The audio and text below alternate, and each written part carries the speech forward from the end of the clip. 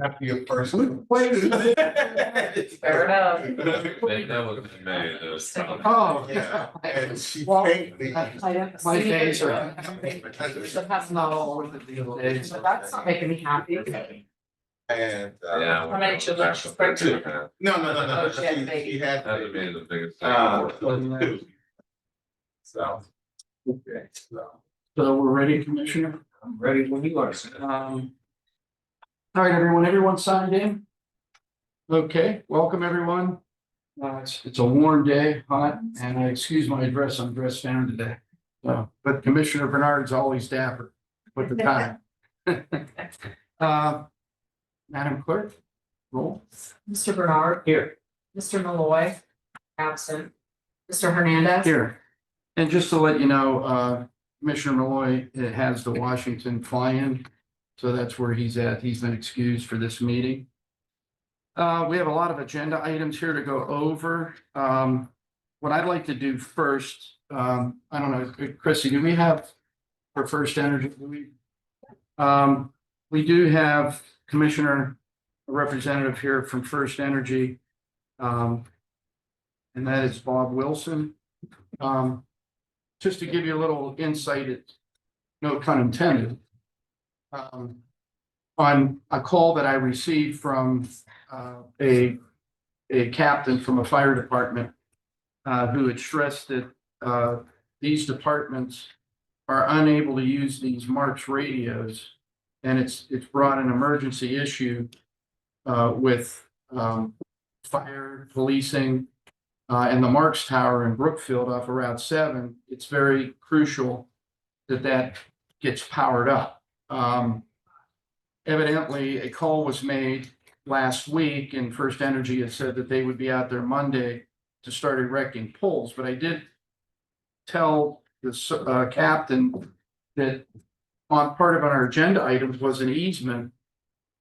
We had discussed the easement concerning it for the Marks Tower. However, my only concern was after hearing about the easement, and Trustee Suttles is here today too, he can attest to it, is if that has anything to do with the injection well. Because as you know, we declined a $45,000 offer from that injection well.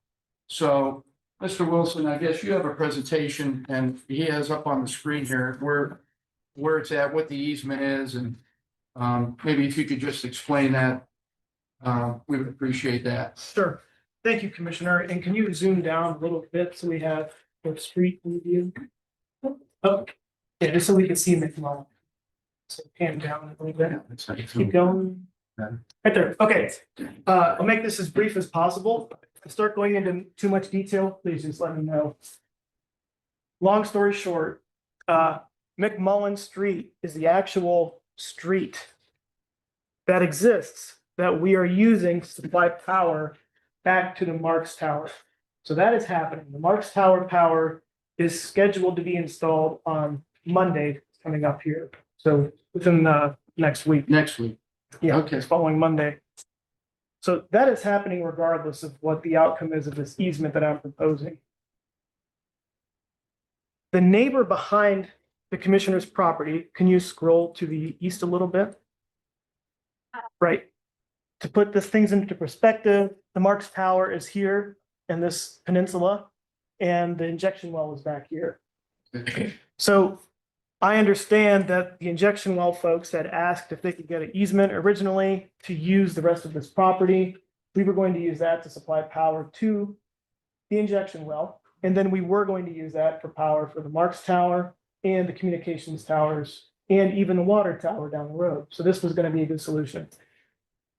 I understand that didn't happen, and the injection well folks now are building their own road from the original McMullen Street, staying on their property and coming around the bottom.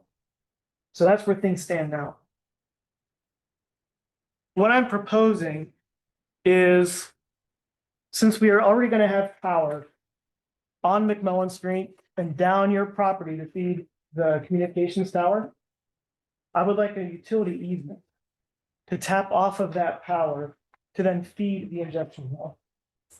The reason why that's a benefit to the county is the more of these wires that the injection well uses, the more money they owe the county. Because right now, the county has paid for 40% of the costs to run power down McMullen Street and then down to the cell phone tower. And that 40% is written in the Ohio tariff. If we allow this easement to go through, this injection well will owe you a portion of that 40% back. It's gonna be somewhere in the neighborhood of like $15,000, just big numbers. We have to calculate it all out. The easement would only be for utilities. So the customer would not be able to use the easement for access. They wouldn't be allowed to drive on it. They wouldn't be allowed to walk on it. The only people who would be able to use that easement is myself. And then maybe communications or cable company down the road if it's ever needed. Getting that utility easement also means that we bring three-phase power back to McMullen. Right now, single-phase power is all that was requested for the Marks Tower and everything else. I believe personally it's in the county's best interest to have three-phase power available back there. This way, if new pumps go in at the water tower or any type of large motors get installed, the three-phase is already existing. Because if we run it for the injection well, it's there for you guys to use. They need three-phase power. You need single-phase power.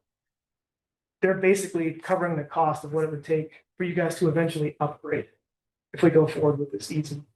And lastly, the distance for this easement, it's just pretty much the width of this property right here, which is around like 60 feet. And I would want it to be about 30 feet wide as a ballpark. That was a lot in a short amount of time.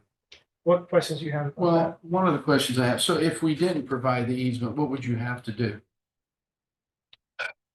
Well, if we didn't have the easement, I have a duty to serve customers in our utility area. So I have no choice but to find a way to feed anybody who requests power, unless they're inside of a municipality. This property falls inside of our jurisdiction, so we have a duty to serve this power.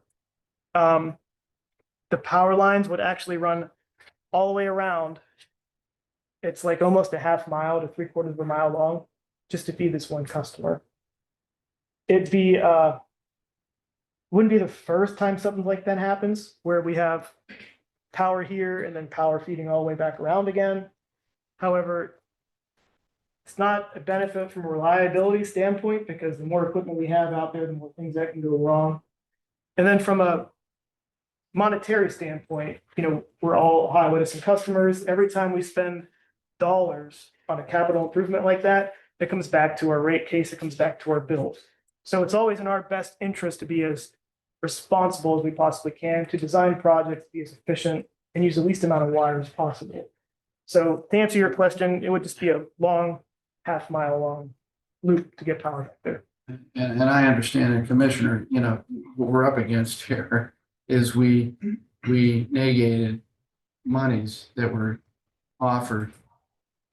But now we're offering an easement, which ultimately is going to be able to be used for a purpose that We're against. we're against. Right. And this is, Trustee Summers, would you like to comment? Can I? Yes, sir. Yes. My name is Dan Sutton, trustee in Brookfield Township. I understand everything Mr. Wilson said, and I can appreciate it. But I also have concerns, major concerns. And I've shared them with the board before. The one thing that confuses me, not to get into that part, is the last board, which only Mr. Malloy was on, passed a resolution on energizing this in a different manner. That excluded Select Water and Mr. Ray. And I don't know why that wasn't done, but I don't know if you have to rescind that resolution to do this, because you have a resolution saying you go up the one side of the road and Select Water wouldn't be able to use it. And you used ARPA monies for that. And I don't know how that works, but that's something you guys have to deal with. My concern is it's an injection well. Mr. Malloy said injection wells are legal. I'm sure it is. It is endangering the residents of my township. There's a school within 1,000 yards of that, the campus. That injection well that sets on shale, that's been a problem already. People have drinking water in that area. They tap into wells. These folks will tell you that their injection well, they're safe and they're not going to harm people. They already caused an earthquake in Trumbull County several years ago. I feel by you allowing this easement that you're condoning an injection well. Maybe that's the way I look at it. I'm not so concerned on what it costs Select Water to do what they want to do. If they really want to do it, they're probably going to do it anyway, what he said. But by the commissioners participating in it, I don't think it's a good look. I'm concerned about my residents. But, they've been described as good neighbors. Mr. Ray owns property in Brookfield. He doesn't live there. I would contend to him, if he thinks it's a safe operation, build a house right next to it. He goes home and goes to Holland at night. My residents have to be endangered because an injection well wants to be in Brookfield. We all know what an injection well is. It's a byproduct of the fracking, and it's garbage. They won't even tell you what it is. They don't know what it is. They're going to inject it under high pressure underneath my residence. And who knows where that water is going to go. It's going to follow the path of least resistance, 8,000 PSI. I'm concerned about my residents. We don't want to be the injection well capital of Trumbull County. We already have another one that started up, that was abandoned once and started up north on 7. I don't know if you can do anything to stop this. That was I came to this commission, the last board, and made this appeal because they would have to get easement to get to their property. I would wish that you don't grant this. I believe it's endangering those residents of Brookfield are Trumbull County residents, of course. It's endangering my town, and I'm concerned. I'm concerned about a lot of things, the school, the things I've already said, but I don't want to say make it hard for them, but part of me wants to say I'm really not concerned about their costs. I'm concerned, and if they're going to do it anyway, you might say, well, the 60 yards or whatever he proposed, it might not be an issue, but I just feel like you are condoning it if you agree to do that as commissioners. Trustee Suttles, and thank you for that comment. Originally, the reason why we did not accept that offer was because, quite honestly, we understand the residents' concerns, we understand the trustees' concerns, and we're concerned. And we have issue, as well as you, with placing injection wells in communities, especially when this stuff comes out of Pennsylvania, most of it, and they don't allow it. They'll frack, but they don't allow the injection of it. So, and I don't even need to get into where I've been with all that. I appreciate that. But I realize it's going to end up costing First Energy more money to do what they have to do. But I don't think that's our concern, really, to be honest with you.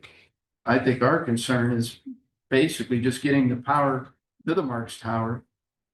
I understand what Trustee Suttles is saying. I believe that if we do, this is one commissioner speaking, if we do permit that to go through, no offense to you, Mr. Wilson, we're condoning the placement of an injection well. We know they're going to power it anyways.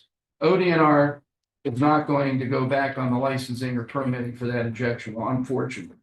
We go down that road. We fought and we've tried. You know what? This got to go to a state to stop this stuff, especially in Trumbull County, because Trumbull County has become the capital of injection wells. I don't want to get too deep into that. What we're talking about is power to a Marks Tower, Commissioner, that is an emergency issue for communication with fire and police. He just said that you had that power regardless. But I heard in the initial presentation that wouldn't be a problem to your March stop. Well, Well, power no, is you gonna would just be- have to run it, you would have to run it about half a mile, instead of getting an easement to run it the way that you would want to run it. Correct. Yeah. For Select Water. But he said, no matter what you do today, Oh, you're we're you're gonna gonna get get power. March Towers. Yeah, we're gonna get power. Yeah, that's We have happening to, regardless. yeah. I mean, that is So- on schedule for next week unless we get more storms. That's happening. And last thing I'll say, not to interrupt you, I apologize, but regardless of what happens with this easement that I proposed up here to keep everything efficient as possible, If we go through Plan B, which we don't get the easement, it means the power will still come off of McMullen regardless, and it'll follow their Right, road all the way right. back. So there Yeah, we will be, understand that. there will be a power tap here at the road. This is a road right away, so they have right to it. So that'll happen regardless. We understand that. It's just a matter that, the commissioners I mean, I'm speaking, I think, for both of us. Well, I concur what you said, and I definitely concur what trustee Solo says. I'm against the easement. I'm against injection wells. And I would want it next door to me in my community and Brookfield residents. I mean, you have a school there. And I would hope that the cost is so great for them to run this line around that they don't even use the injection wells. Because once you are letting injection wells get into your county, then there's no stopping. If it's so great, like you say, let it go back to Pennsylvania. Yeah. I'm totally against it. I think we gotta listen to the residents and to the trustees of Brookfield Township and say absolutely no. We've been consistent on that, and I hope the cost is so great that they don't That they build. tolerate the injection. So do we, I mean, Yeah, and- but whatever we can do to cost them more money, I'm for. But what you said, Mr. Hernandez, they may be able to do it. We're not done. Not with our blessing. Yeah, not with your blessing, and Brookfield residents will do what we can within the system to make sure it doesn't happen. I have some residents that are because I get calls every night. Yeah, So I appreciate you considering and it. you've already got how many on Route 7 out there? I Certainly. mean, pretty soon the Brookfield Township will be known as the injection. Well, then they Capital, can spread to other Trumbull. townships also, Yeah, once you When get it's done in started. Brookfield, then they're gonna go maybe to Hubbard, they're just gonna keep going. Yeah, I think we need to make a statement. This would be a statement that's being made that Trumbull County, especially, I know that I speak for two commissioners, Malloy isn't here. But that we are not going to, we're not gonna be interested in the placement of any further injection wells in our county.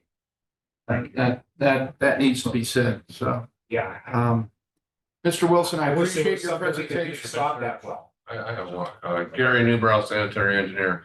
If you don't get the easement, are we still gonna get the 3-phase at the water tower? Okay, I just wanted to make sure. Okay. Okay, so with that being said, what's the issue with the 3-phase? It's just, Are we nice gonna to- need it's it? just nice to have it available in the future sometime. But we don't know. It's always nice to have the 3-phase available. But we don't know if we're. I don't have any improvements out there, Okay. planned. But Okay, we can get by with a single phase. Mr. Wilson, I appreciate your time, your presentation. If you can understand the commissioner's point here, you know what? We're in a position to where we're not interested in the placement of this that's what is hindering this whole, if that injection well wasn't there, you'd have your easement, guaranteed. And just to make it perfectly clear, from Ohio Edison standpoint, I'm not for or against any. I understand that. or Whatever they're doing, I just have to feed them, whether I like it or not. So just, if we can't get the easement, we'll just go around the long way and they'll get Okay. power down. And you'll start on that. Now, will there be easements when you go around the long way? You It'll have to be- get easements from other people? As long as it all remains on the same property owner, no. No easements are What required. property owner is that? Correct? Mr. Ray, Oh, Joe Ray. And that, there is one thing we'll have to settle is there is a communications tower at the end of this where it butts right at the property line. The way we were gonna run power, it was actually going to be on both parcels, so we won't do that now. It won't push things out far for the Marks Tower, but it might push things out a little bit longer for the Clear Channel Tower, okay? Oh, We get front from. yeah. Well, our main concern right now is that Marks Tower gets powered up because we have an emergency issue here where if that, they can't communicate properly. We don't want any loss of any human life, if they can't communicate with their radios and Marks is so popular now. I mean, everybody's using Marks radios. So, All right, thank you for your time. thank you, Mr. Wilson. Yep. Appreciate your time. And you're gonna start on that Monday, you said? Unless we get more storms, we'll be there Monday. Okay. Yeah. It'll be good to know I can notify the fire departments. One other call, Mr. Solomon, if you could keep the board abreast on, you know, what the township may be doing. Yes, sir, I will.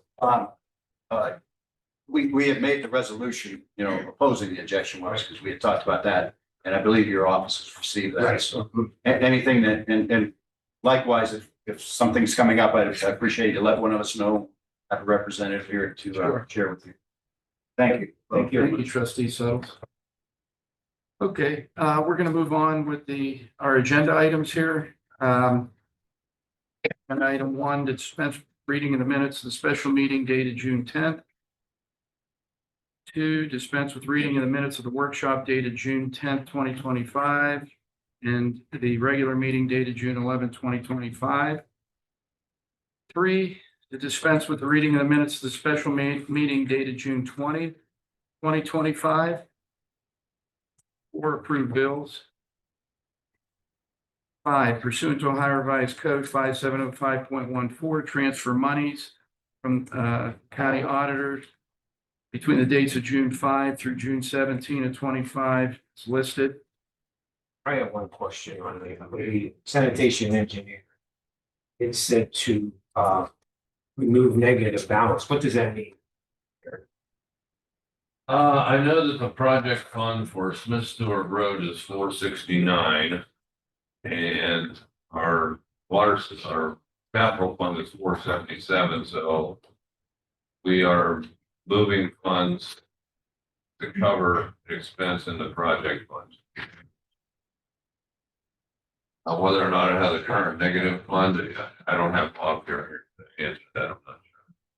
But it is just to, So 477 is what fund? that's the water sewer capital improvement fund. I thought those funds aren't separate, water and sewer. No, that is the one fund that is.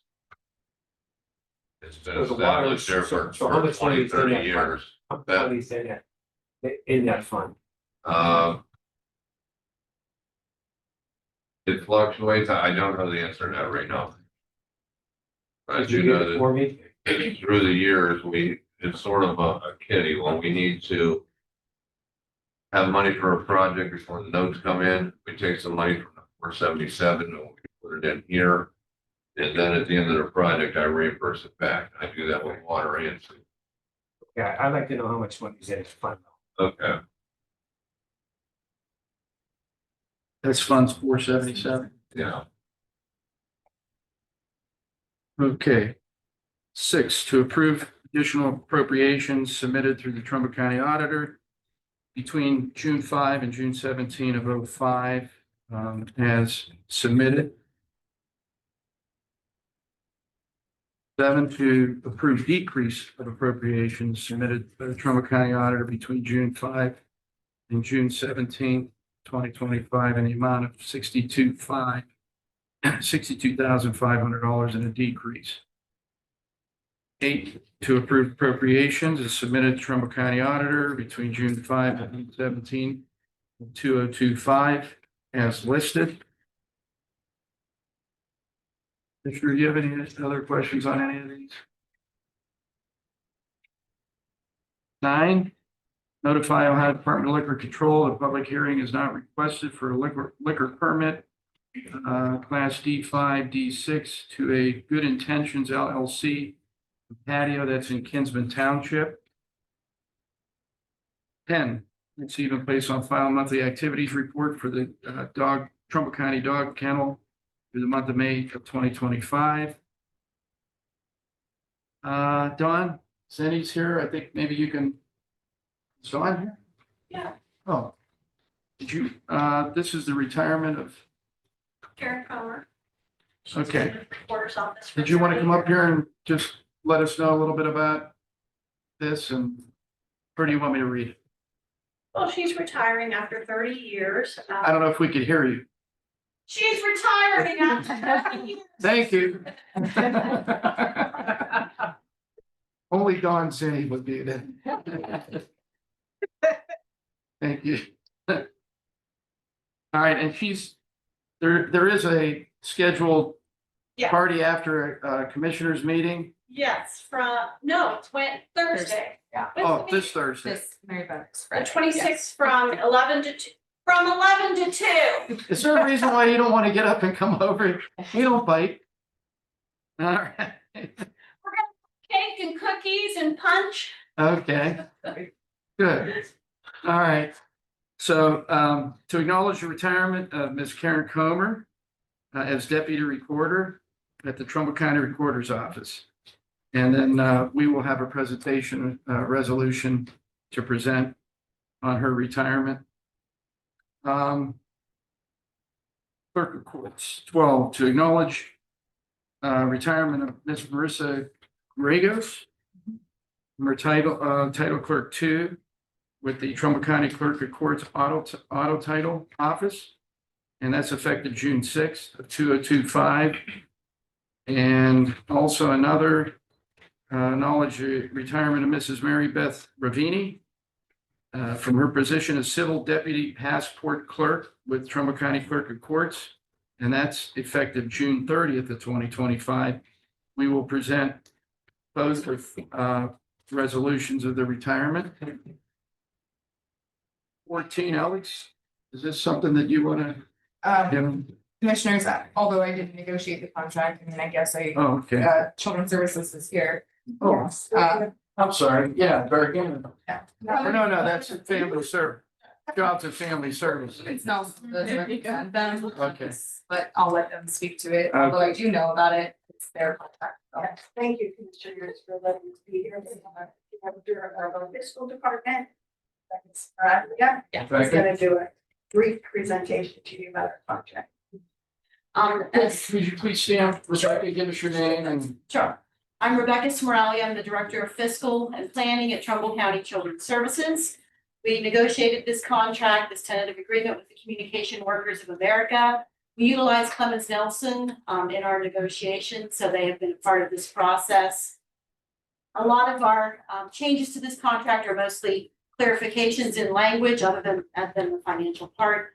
There was some clarification in language regarding job postings and transfers that the union had requested that we were fine with. Under our grievance procedure, it's now obsolete for FNCS requests, so now we have a requirement of mutual selection of a panel of arbitrators should that be needed. Cool. Under Article 23, the vacation section, we just updated the maximum vacation accruals. This contract now makes it the same as the rest of the agencies. So we just got some clarity for this group, so now they're the same as everyone else at the agency. Personal days, again, just a clarification, the policy is the same one that's always been in place. They just asked us to clarify the policy in writing, which we did. Under the health insurance article, we have a committee that can meet to make some changes to healthcare. We just changed some language there that committee would be at the discretion of the executive director. Again, the major changes are under wages and longevity. We did a wage adjustment for 6 employees who were not at the right step just because of various prior contracts where they weren't moved because we either were paying an old contract while we were waiting to negotiate. So there were six employees who needed to be adjusted, so we agreed to that. The major change though is we have been paying 9% of the employee 10% share of PRS. That will now be paid by the employee. The employees will pay their total 10%. The agency will just pay the 14% employer share. So that was a major change. So the employees will be responsible for their full share of the PRS pension contribution. We modified the wage schedule to give a 3.5% increase in each of the 3 years of the contract. So a 3.5% increase in 25, 26, and 27. And also just a one-time lump sum $750 payment this year for employees who are in steps 5 through 18. So that's the primary changes with the wages and for this contract, and this contract will go through February 28th of 2028. So we request your approval of this agreement at your next meeting, and I can answer hopefully any questions you have. Thank you, Rebecca. You're welcome. Alex, do you have anything to add to this or? No, thank you. I'm grateful for the continued, buy-in from everybody on flipping of the purse. That is something that our county has already done and has been, successful in, so thank you for that. Additionally, I want to make the board aware that their health insurance is not our health insurance, so there's only certain entities, under so the health insurance falls under the board of commissioners for about 99.9% of the county. The additional 1% would be the children's services board. They have their own board, they have their own funds, they have their own like. So none of this would be hitting general fund, obviously, which is why they're treated a little bit differently. But it's all good things and it's very much in line with, which I appreciate. That's why, through HR, Clemens Nelson has kept us abreast. We do try to keep things as much consistency as we can countywide because it affects how we do other marketing strategies. So we do appreciate that CSO is very in line with what we've kind of passed as far as why I think. Great. That's great to have an agreement in place, as we all know. That's for employees. Yes. As I'm sure, Yes. yes, you will attest to, so. It was a little long going, but They were just a little late starting. We were ready to start, they were not. They were dealing with a contract in another county. We were ready to go and unfortunately they were not. Once we got started, it went very quickly. We just had to wait for them to be ready. thank you, Rebecca. You're welcome. Mr. Danza, prosecutor's office. You're not gonna be like Miss Zinni and you're gonna come up and, I would be glad to stay in the back of the room, trust me. Morning, Commissioner. Bill, so Prosecutor's Office. Number 15 is the reflection of a long-term partnership between the Prosecutor's Office and Children's Services, where they have essentially dedicated a portion of their funding that they receive to fund our child assault protection unit. And that is something that for many years our office has done in close partnership with them, where we have regular meetings with the folks at Children's Services Board. And they have direct access to our investigators and prosecutors in that unit that work hand in hand with them in prosecuting some of our worst child assaults in our county. And we appreciate that greatly, the financial support they've given and the investigatory support and all of that. This is the first step in the process where the commissioners approve essentially the financial transfer paperwork. There's a step where we will then apply to the tax commissioner for that transfer. And ultimately that money is then added to our budget to fund that unit. That's the nuts and bolts of it. Any questions? no, it's a great service. No questions whatsoever. Appreciate the, I have one question. This House bill, I think it's 335, property deck, would that goes into effect, would that have any effect on this as far as you guys securing funding from the state? My best guess at this point is that because that's a previously voted levy, it may not, but and I'm sure the folks from Children's Services would say too, right now, this is so up in the air as far as proposed legislation, negotiations between the House and the Senate. None of us can say for sure at this point what it's going to mean for any of our levies, even our existing ones. And frankly, the levy is part of your funding, obviously, but it's not all of the funding that you guys receive. So there'd be a lot of moving parts to this that we would have to figure out almost as we go, should this legislation pass. Well, again, there's a lot of concern on that and what effect it's going to have locally here. I received a phone call this morning from another county, and there's a lot of people that's quite concerned if that bill goes into effect. And it's going to cause John, great family financial. services, all of our, any of our, services that we provide will be cut, and it'll be devastating to those that are unable to work or what we provide. Yeah, the uncertainty right now is not good. But you're right, the potential is it's very dangerous potentially, I believe, for funding. I'll let you guys weigh in. You deal with the finances every day. Yeah, Rebecca Smorali at Trumbull County Children's Services. Our levy represents our two levies. We have a 2 mil and a 0.8 mil. Our levies represent over 50% of our budget. So if those are not in place, obviously it would be very difficult for us to provide services to the families and children in Trumbull County. If it was all in cuts, so there wouldn't be options. I mean, you're correct, we do receive funding from state and federal sources. The levy is our primary source of funding, and we use that as local money to match other federal funds, so then your federal funds will decrease if you don't have the local funds to match it. So it just becomes a snowball going down that hill, disaster for our agency. So it's something that I know our trade group, Public Children's Services Association of Ohio, is working, at Columbus to try to deal with all of this and try to get some sense brought to some of the people, that are looking at doing these things.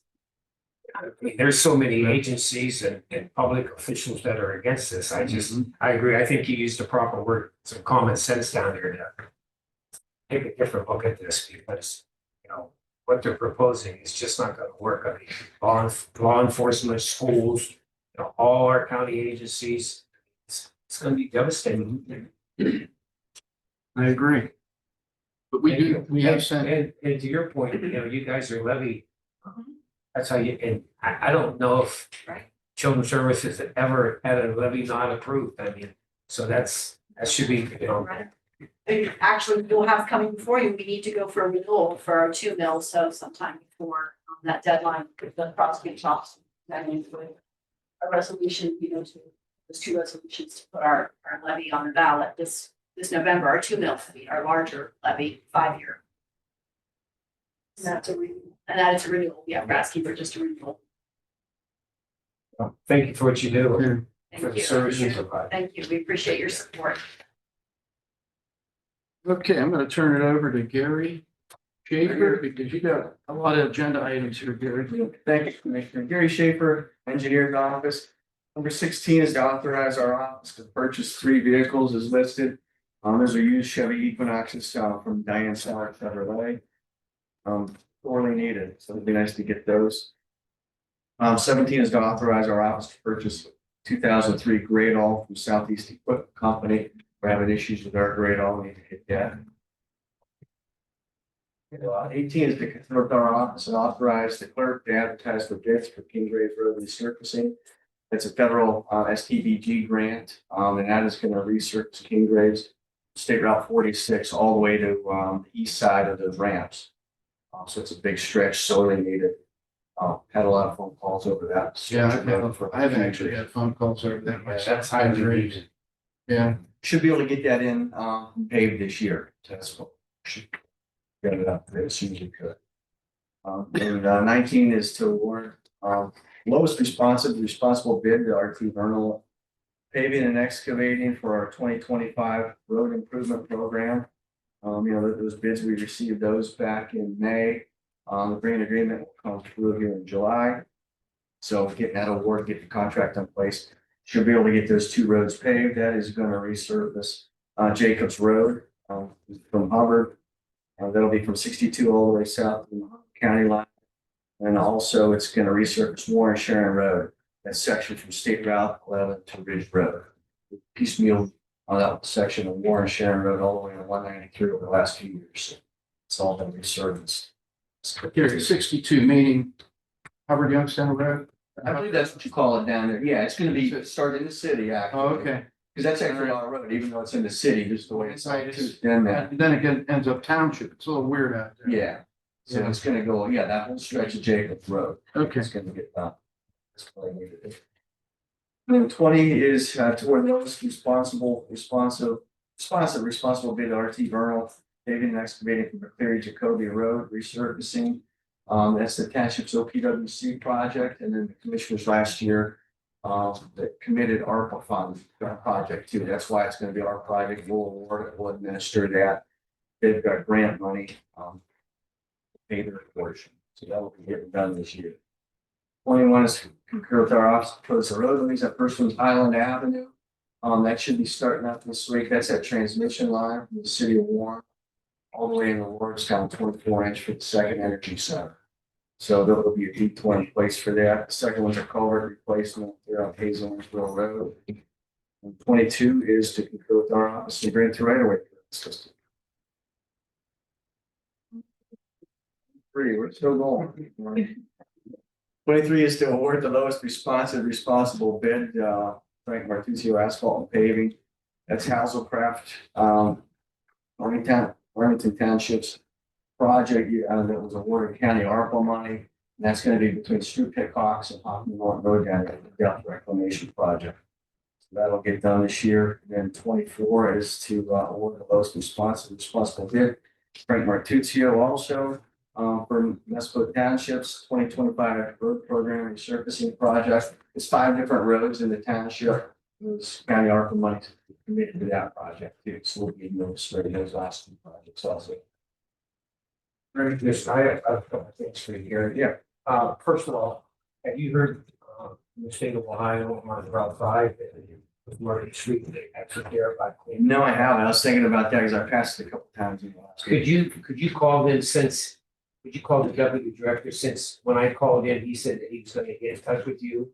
So if I call him back, I don't want him to say, well, I haven't had time to get in touch with. It was Jerry, you're up, correct? Yes. Okay, I'll And contact to him. see what he I says. saw they did have a bulldozer out there. But it's gone now. Is it? Yeah, it's like they did something, but you're right, I mean, it needs cleaned up. Okay. That's the first thing. The second thing is I received a phone call this morning before we came in from Attorney Danny Thomas.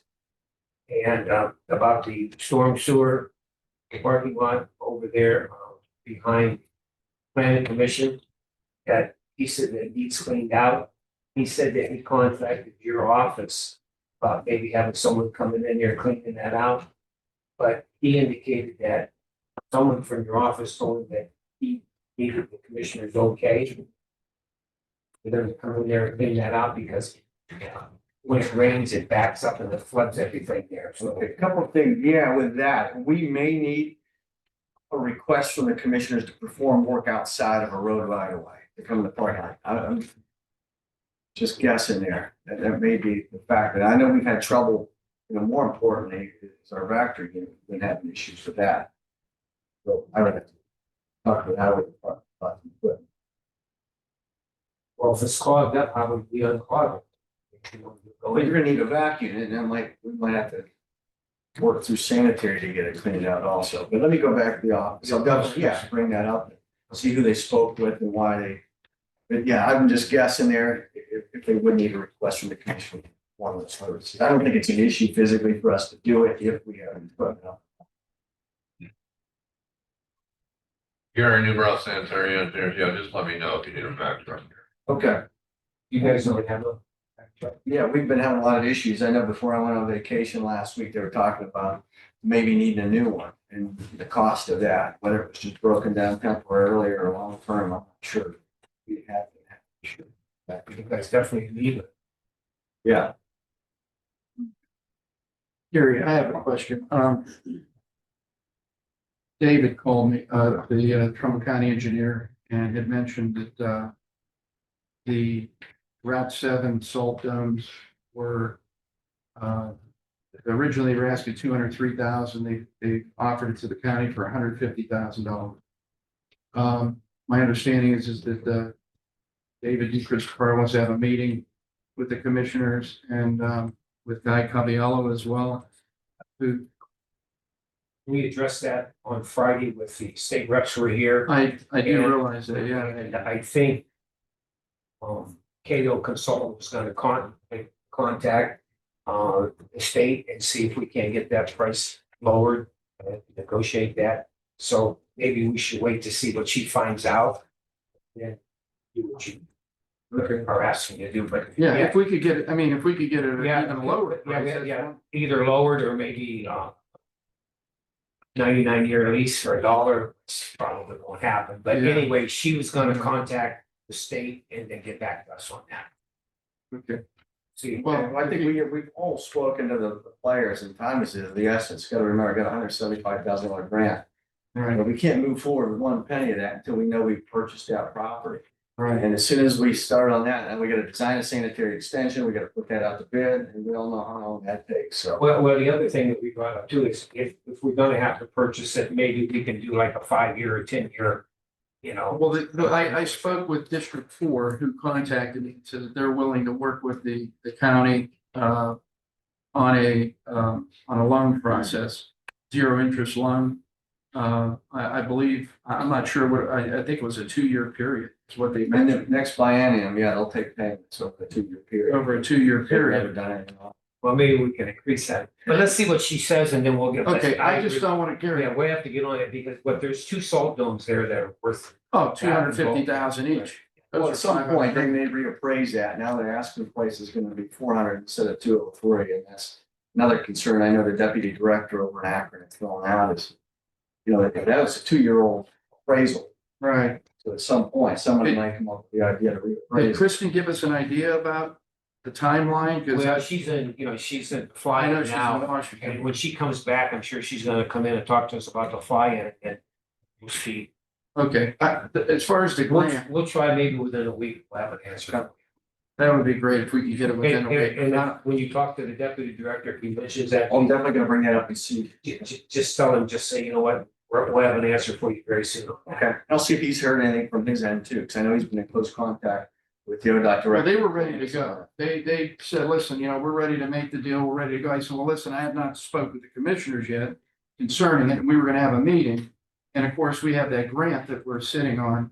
How long is that? It's good through the end of next year, so by the end of Oh. 26, we have to have this. Oh, okay, so we got time on the grant, but we should move forward because what we don't want to happen is for that property, for them to start thinking that it's, worth more money and Yeah, then we, they bail out on their offer to us.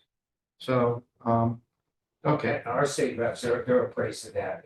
yeah, David Thomas, he's made a couple of phone calls, but. he did. They Yeah. said, they kind of suggested that we go through K and O consultant. Okay.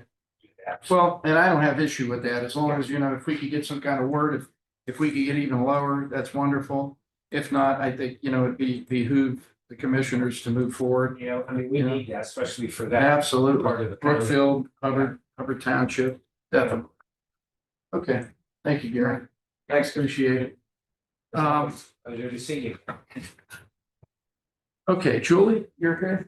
Julie Green, Trumbull County Planning. Yes. Quick question for Gary. Is that a Title I ARP grant? So I was just reading something about how they have a Yeah, different. Gary Shaver, Engineer's Office, that is a capital budget. So it's the state, state, it's not yeah. ARP. Because we're helping Mecca, and so I was reading something and I just happened to notice that it's a Title I ARP grant, and I don't know if any of our grant funding, Cheryl might know, was approved under Title I. It has a different deadline than the actual ARP funding. So just wanted to bring that up because I read it last night. All difference, that was. 9/1 of 26 versus 12/31 of 26. And a lot of our agreements that county entered into with sub-recipient agreements were dated for the end of this year, is my understanding.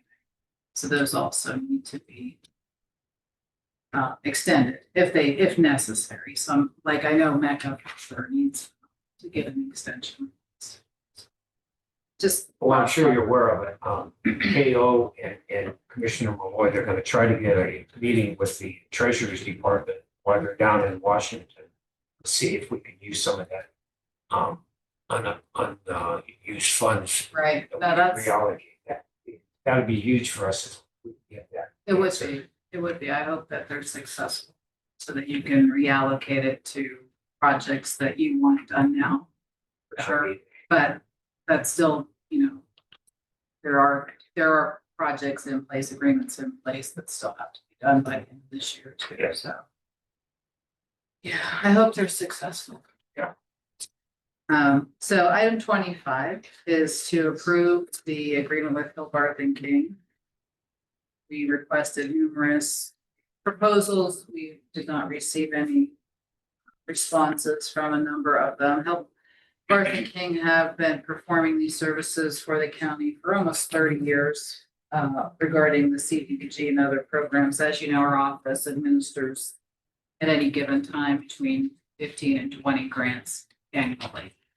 And primarily, these meet the requirements set forth by the Ohio Department of Development.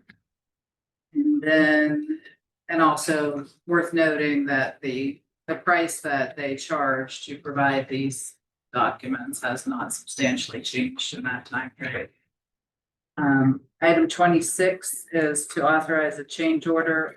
So this is a final adjustment of quantities for the Howland Township Scope Center project.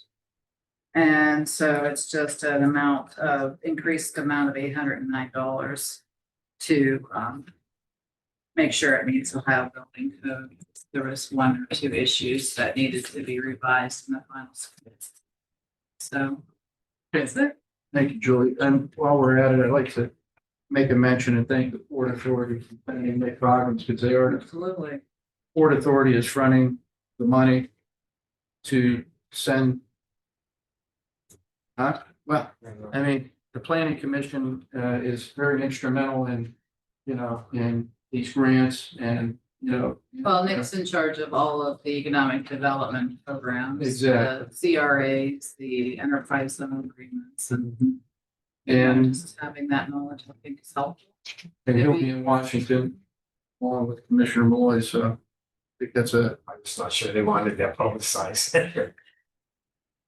well, Oh, I mean, It's a I don't know. joint. Anthony never said anything to me, but, I mean, I think That's out of the bag now. they need to be thanked. I mean, they're fronting the money for the travel and all the other expense. But it behooves the Port Authority because they're part of our economic development. They're very instrumental Yeah. working with, Nick and you and the planning commission. So, Well, It behooves us the all. board felt it was important for Nick. Right.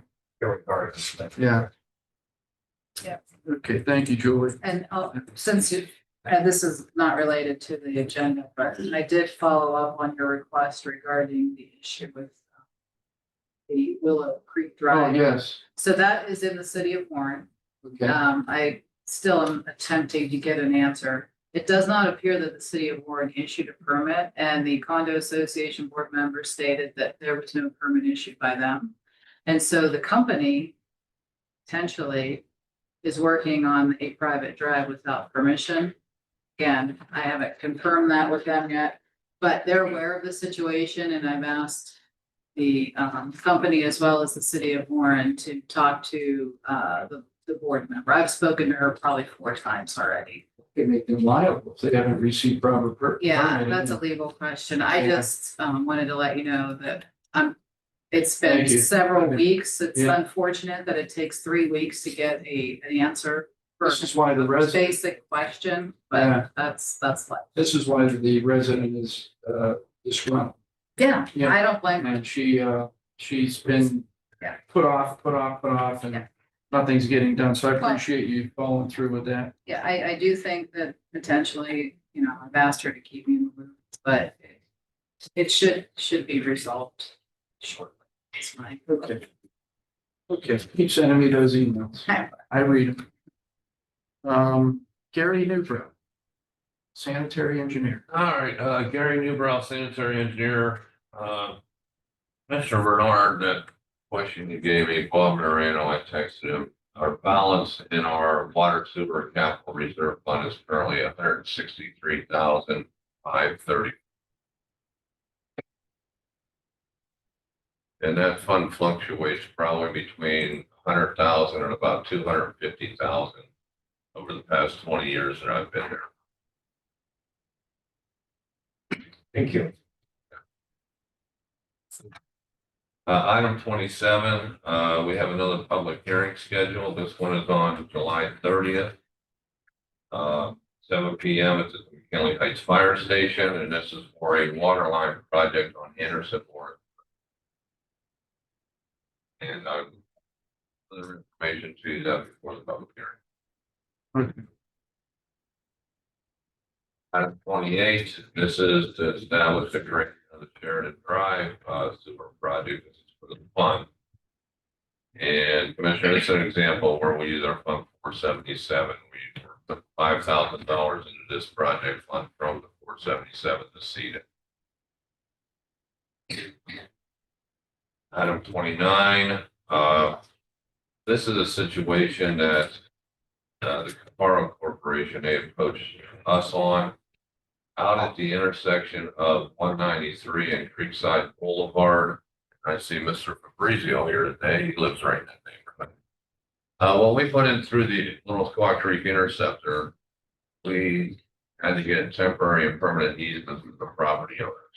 During the course of the project, we had to modify the configuration of that sewer, the route of the sewer through this area. So there were other easements and temporary easements sought. And this is just an effort to clean all this up and just leave one easement for the sanitary sewer rates. This was a request of the Faro Company due to a title search that they did on a property in the area. So basically just a cleanup. Item number 30, this is our Smith Stewart Road sewer project. We opened a bid on these recently, and this is to award the bid to Express Underground. They came in at $503,572. And that was for the, well, that was for the primary. The secondary bid with the house connection was 102, or a total contract award of $605,820. Our engineer's estimate on that was $666,000, so we're a little over $60,000 below the engineer's estimate, so we were happy with this bid.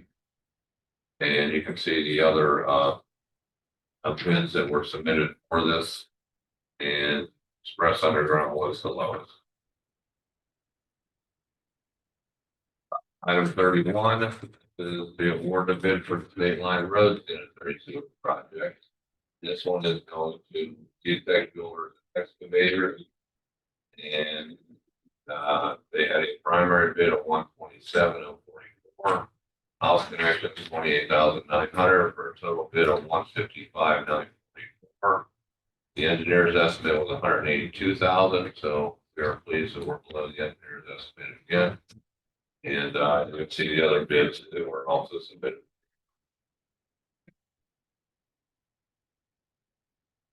While we're on the subject matter, because we did have a call from Mr. Fabrizio concerning the dam project, the removal of the dam and I believe it's mussels that were present and the divers. And then we have a project, Commissioner, my understanding is we have a project that is going to have to incorporate the same over again for the sewer project. Is that correct, Gary? I mean, more money spent for something that's already been done. Am I misunderstanding it, or? Gary Newbrow, sanitary engineer. Commissioners, I was just hit with this last week. And the Army Corps of Engineers is requiring us to do a mussel survey also. Well, why would we do a mussel survey when it's already been done? Can't we? Yeah, I looked into this. There is where the dam is taking out, you go a certain distance upstream, downstream from that. And that's where they had to survey the mussels, remove them, go relocate them upstream. They want ours starting at the outfall of the new treatment plant, which is just outside the scope where they just did this. So we got another stretch of river. I think it's 200 meters of it's in the study here. I'll have to get the exact number. Or about 200 meters of a section of the river downstream of the dam that we're going to have to go out. Divers, we're gonna have to have We're gonna divers. send the divers out there, and they What's it cost? Do we have an idea about a cost? well, Burtis and Naples sent me this proposal, and it's about $30,000. $30,000 for the same study. And Or who's just telling us to do downstream. that? What's that? Who's asking us to do that? The Army Corps of Engineers. I sent this to Ohio EPA, to the environmental girl there, and told her, hey, is there any way you can get us out of this? I don't think this is necessary. She said, this is the Army Corps of Engineers, and there's nothing we can do. They have jurisdiction over us. But anyway, the Corps of Engineers requiring us to do this, and I was going to explain this to you before. Once Well, I the just brought, modification was ready. I But brought- what they do, they have to go out and they remove them all. And then they have to, let's see here, then they have to classify them all as either, let's see here. Fresh, no, oh. Okay, whether or not they're alive, whether or not they're fresh dead, weather dead or subfossil dead. Determine the sexes of all, of each one of them if they can. And what type? And in the one they did for the dam study, they had 5 different species, so they gotta classify all these things.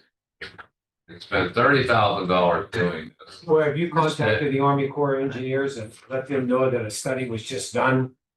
Yeah, he said Right, it but and they did find mussels there, so they want these things relocated. because of we own the other, you said 200 meters? Yeah, it's, It's I can just do that. because it's just shot of where they just did it. It's just beyond that point. So now they want us to pay an additional $30,000 Dead. for the same study. Basically, I think they're gonna find what they found just on the study that they did on the dam. Okay, it says the proposed project includes its outfall. Okay, the mixing zone is expected to extend from the outfall on the left ascending bank and downstream approximately 201 meters. So 201 meters from our out. So how many Right. feet is that? Well, they want us to relocate our mussels too. And this is outside of the scope where they removed them from this. I There's mean, nothing to laugh because about. they got. Costing us money, but I mean. From the dam, they had to remove them down to a little bit past the bridge, and our outfall is Job almost security. there. Then now we gotta remove them for our 201 meters there. Is what it's coming down to. Sure, there's a purpose for it. I know it sounds like a lot of money, but I'm sure somebody that is an environmental scientist can explain the reason why mussel Well. studies are important for humans and the environment. The other thing that I noticed about this proposal, the titles of these people here are in their resumes. This one here, the senior mussel biologist. This other guy here, the mussel biologist. I didn't even know there was such a degree at any school. I mean, they work on clams, oysters, or they just stuck on mussels. You know, that's sort of, I don't know.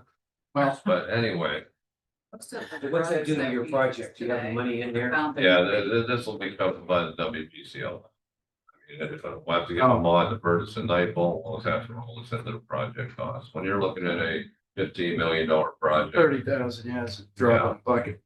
Well, I don't like 30,000 either way, but I know. I don't see anything else we can do. No. Yeah, how you gonna fight Army Corps? You know, Yeah. okay, I didn't mean to bring that up, but it just came to my attention yesterday and thought, you know. Be good to talk about. Okay. So we have representation from the sheriff here. This is about sub-grant award agreement, which I have to sign. Nick. Detective Nicholas Oh, O'Hara, there he is. Tactical Task Force. Item 32 is in reference to our 2024 drug law grant. We were awarded $120,873.87 through the Ohio Office of Criminal Justice Services. For this particular grant, it will fund 75% of it. We do have a local match, cash match for 25%. That's $30,218.81. In the years in the past, we've always used payroll funding from a tag officer in our office to that money. That runs from July 1st of 2025 through June 30th, 26. That particular grant, it covers overtime for investigators through investigations throughout the year. It covers our administrative assistant salary, supplies, confidential funds, and yearly equipment fees. Item number 33, to execute the 2025 Recovery Ohio Grant. This runs from May 1st of 25 through April 30th, 2026. This grant is through the Ohio Office of Criminal Justice Services, and it's in the amount of $30,000. This will be funded 100%. There's no cash match on that grant. And that one also covers any overtime, purchasing of new equipment, supplies, conflict of funds, and also recovery of billboards throughout Trumbull County. Item 34 is to execute on behalf of 2024, the JAG burn grant. That is effective for the period of January 1, 2025 to December 31st, 2025. That is also through the Ohio Office of Criminal Justice Services in the amount of $38,342.08. That is a reimbursable grant. So we would use the money to purchase. That grant is only going to be covering new radios for us, as the ones that we currently have are obsolete and out of work. So this will purchase approximately 4 to 5 new radios for us. Once we submit a QSR, quarterly sub-grant report, then we would get that money back. That's not. It's great, man. It's not good money. Yeah. Yeah. Yeah, we rely heavily on it, so it's good that we got that, and we'd also like to thank Julie Green, she's been very helpful with us throughout the process on some of these grants. How's it going? Years. Recent. Still pay. We're tight on that. Yeah, we don't get that. Yeah, actually, so we just received the last sub-grant award agreement for JAG. And they're due on the 27th, which is the day of our meeting, so it is kind of timely, matter to get these things. Okay, Nick, give me a couple minutes. I gotta get blue in here. Let's move on with Shelley's here for Job and Family Services. Shelley? Hello, Shelley Glosser, Job and Family Services. I guess 35 is for the continuation certificate, the renewal bond for John Gargano, the Director of Job and Family Services, in the amount of $5,000 to commence on July 5th, 2025 through July 5th, 2026.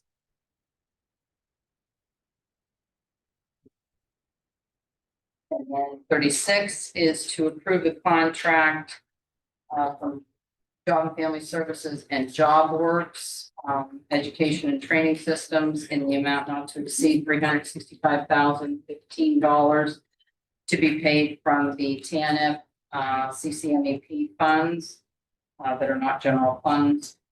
This is from June 9th, 2025 through September 25th, 2025. They are the employer of record and will do payroll services for the employment of no more than 50 TANF and CCMAP. Great. Thank you, Shelley. Appreciate it.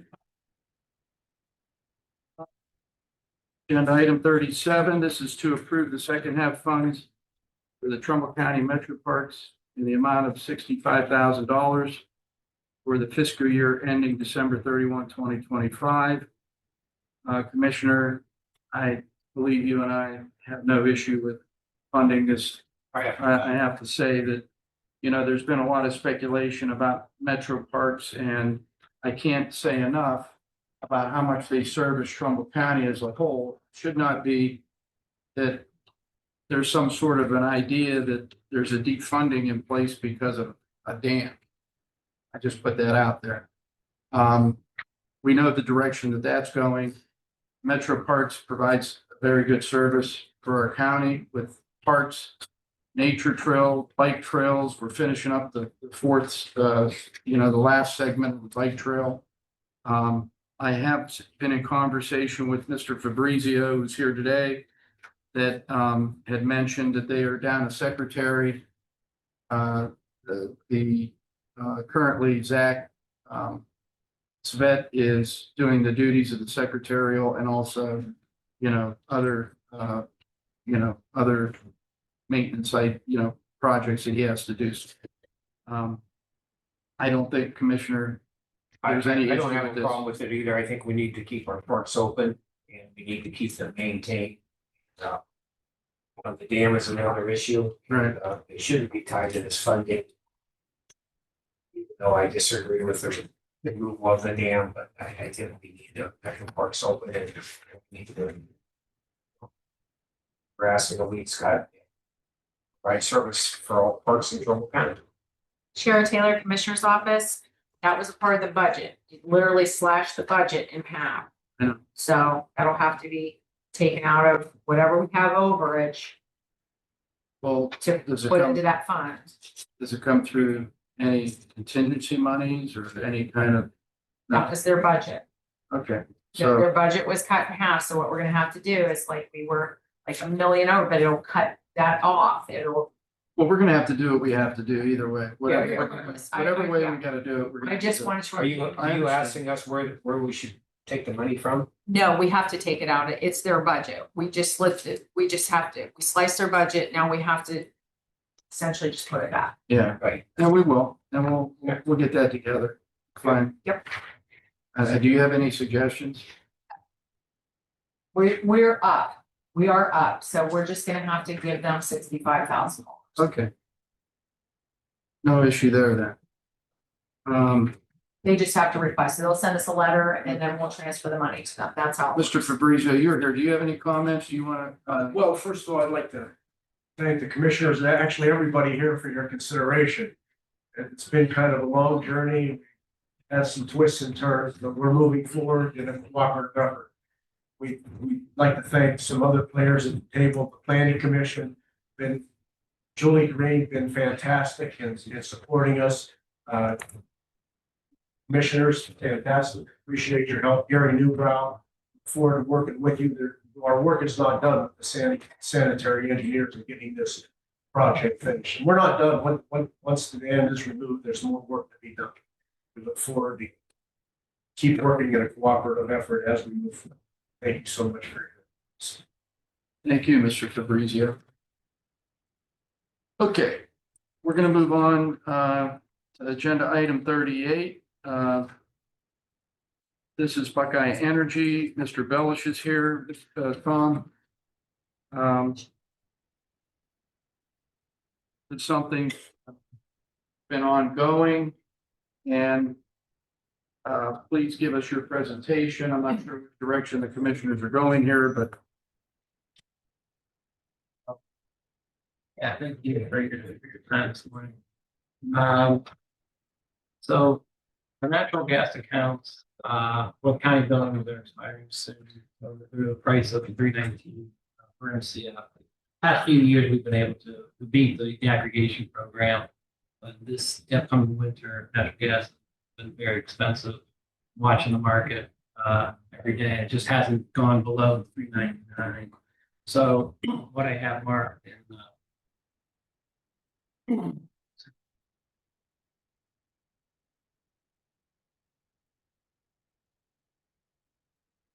So on the energy summary, I have marked in green the months that would be affected by this.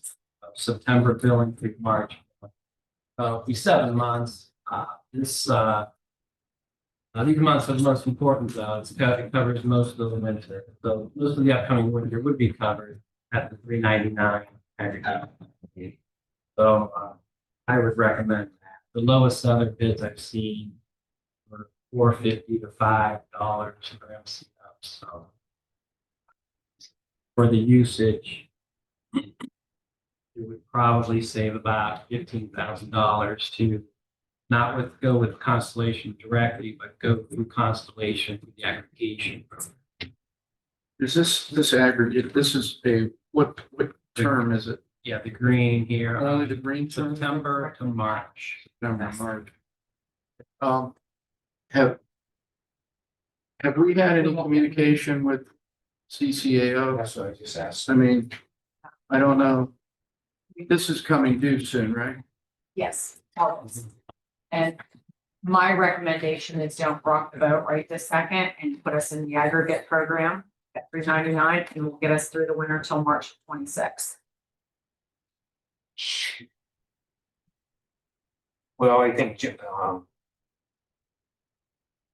we need a price from CCA before we do They anything. can't give you a price. We had that same situation with the electric. What was that again? Sharon? Well, do we know where the They other can't counties give are us a at? price. They can't give us a price? They didn't give us a price with the electric. They just had to roll with it. That's why we did the facilities only. See where we were. It's a few months. I mean, it's literally till March. Okay, here's my question. Do we know what other counties are paying for gas? I'm sure that they know. They could give some, Or they may call- not, I don't disagree, they may not be able to give a definitive, this If is they what. didn't electric, they will Right. not be able to with the gas. That's just the way it is. It's obviously not my decision, but I do think it would be best to hear from all parties before you I make a agree. decision. That's just, if you're gonna hear from one, I We mean, don't have very long. Well, we have a month. well, No, August. it takes time Yeah. to move everybody. It's not that simple. I wish it was as simple as our homes, but it's not. I spoke to John, and I think he's out of country. So when, is he back? Is he back? Okay, yeah, I definitely would like to talk. I only say that because I know that they've been looking to speak with the board. I just don't, They're not gonna be able to give us a price. and they I may just not, already know. you know what I mean? I'm not gonna say that. We I know or dealt don't with know. that with Yeah. the electric, and that's just it's going to happen. This is 1, 2, 3, 4, 5, 6, 7 months.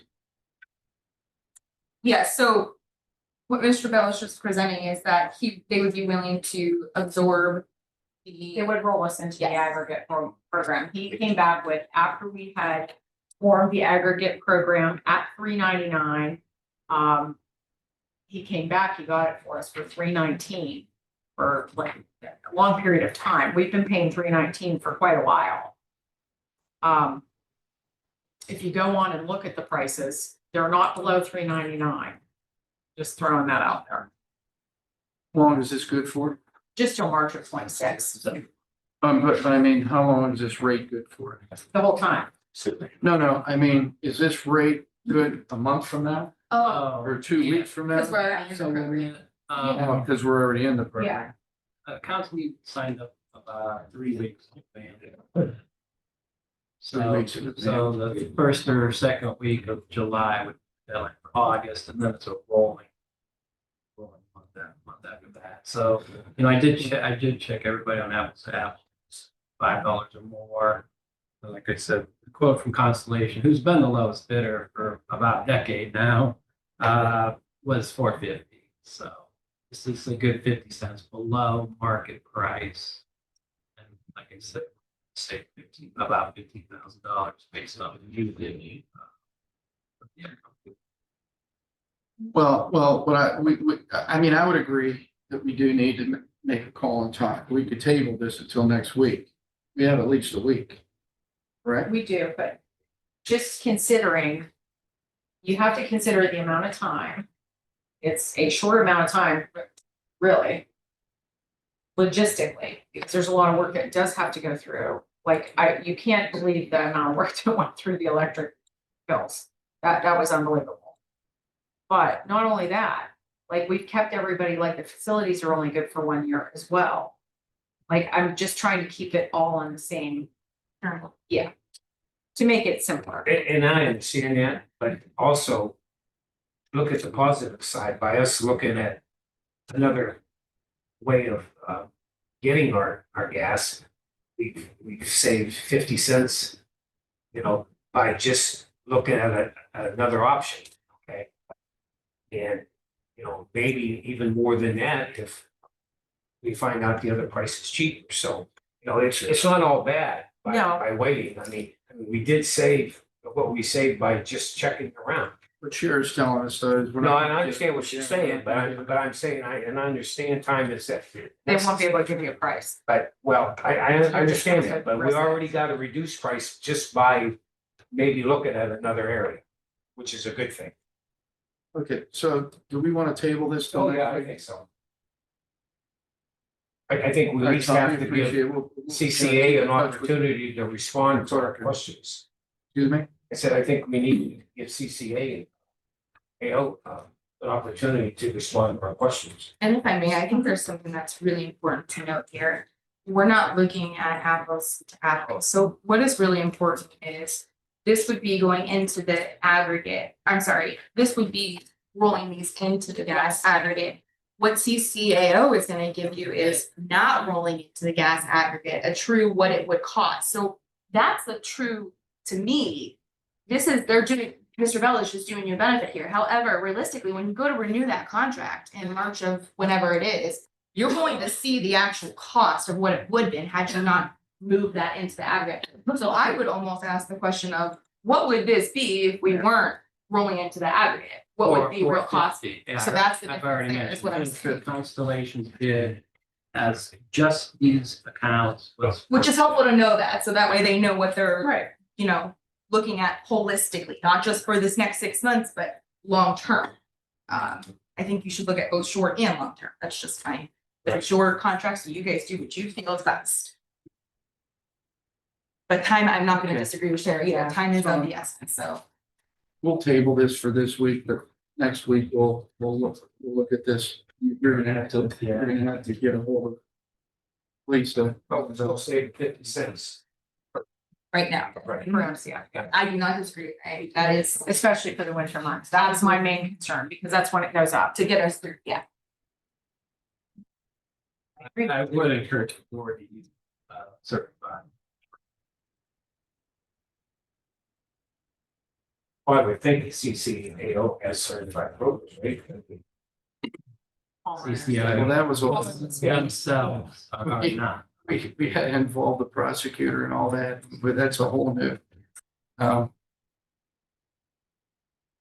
I mean, I don't know, Mr. Danza, if you want to elaborate on that, but you know, certified or non-certified or PECO or whatever. I don't know if it's worth, kind of rehashing here in the Yeah, meeting it's right just- now, but. All right. Okay. Thank you, Tom. We appreciate it. All right. It's on the table after tomorrow, and then we'll look at it next week. Okay. 39. Mike, Solomon. Yes, it makes up 39.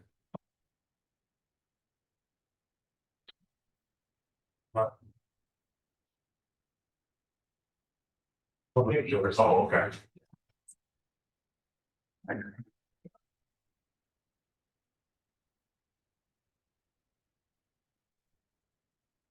$39, something we talked about 2 weeks ago.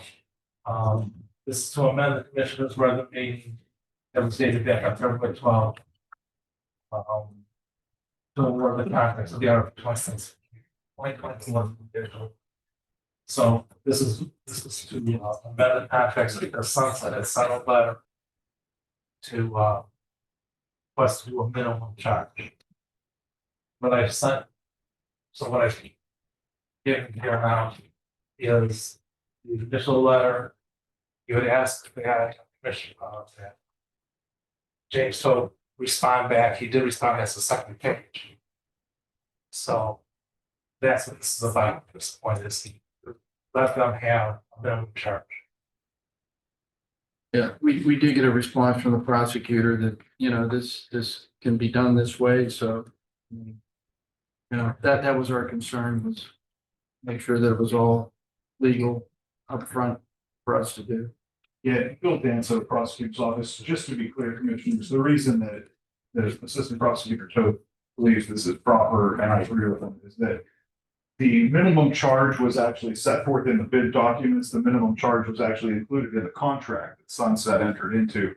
It's just that for whatever reason, at the time, they chose not to implement it, but it is actually permitted in the bids and in the contract that they did. So essentially, this is just Sunset saying, you know what, now we're gonna take advantage of that provision in the existing contract we have.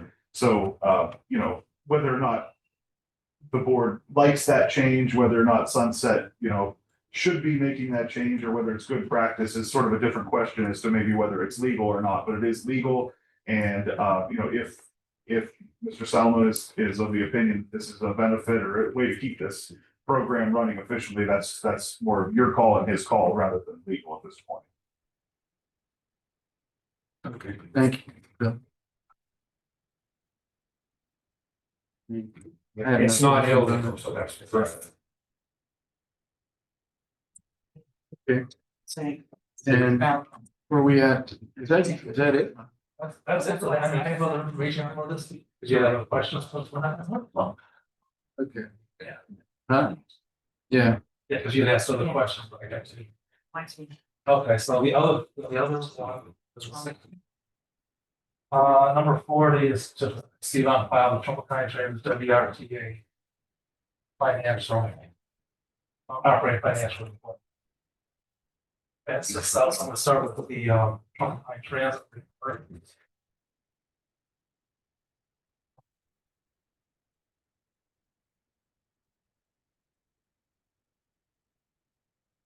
Mind starting with financial? Hi, Dakota, Senior Levy Administrator. I work with Mike and the transportation system and keep track of the budget. So that's why he's asked me to help. Looking at our projection for 2025 based on current ridership, it looks like our system will be increased to $1.4 million, which last year, I believe it was last year's. Have it here with me. Last year, we provided $1.3 million gross for transportation. Our projected cost should be about $20.13 per trip after the grant that we are currently using that will be done at the end of June. That's about $554,728 grant.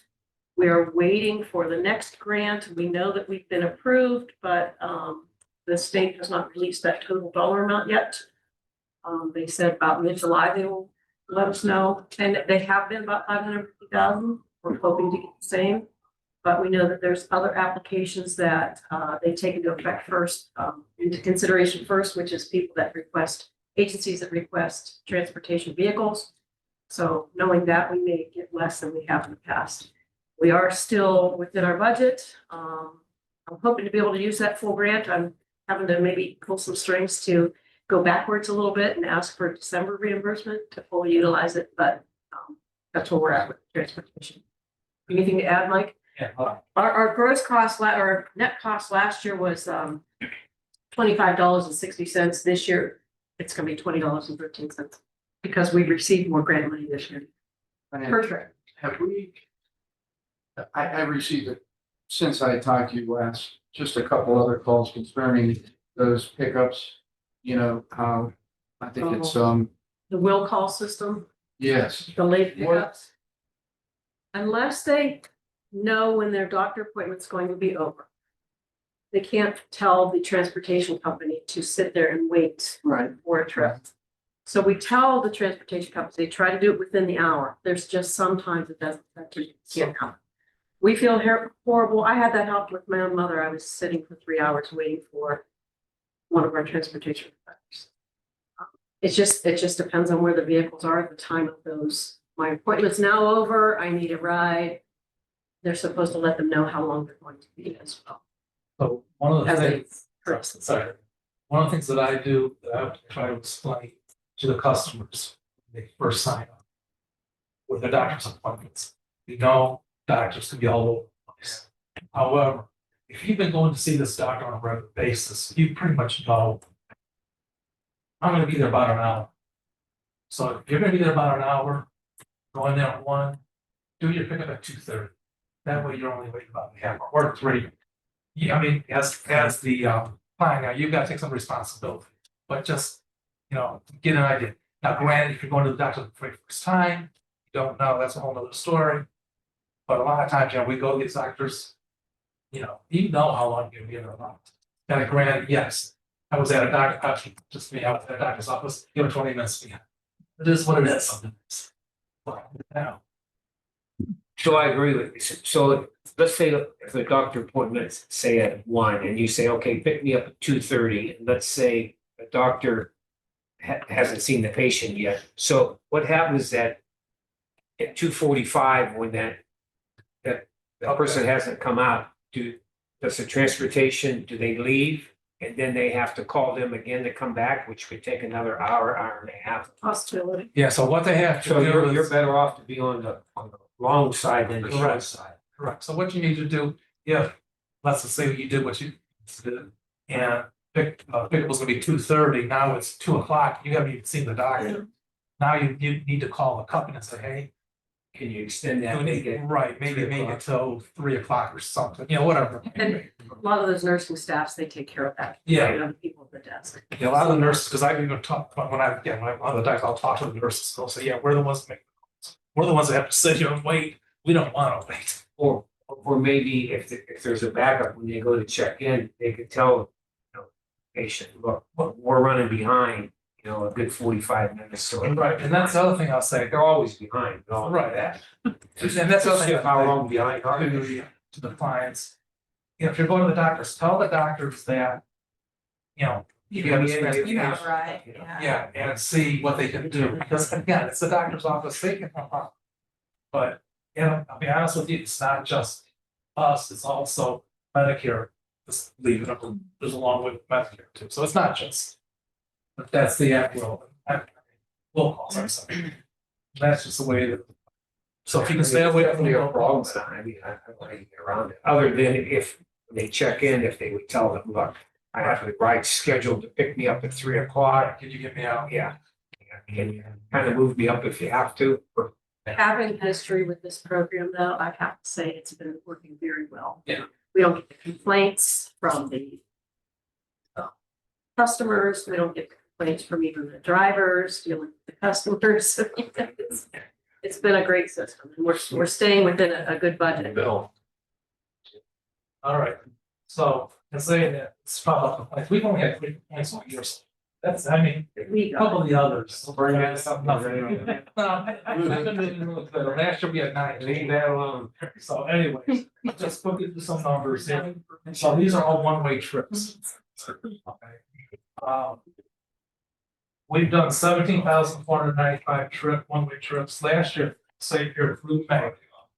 We did 16,588. So we're up 907 trips. Ready this year.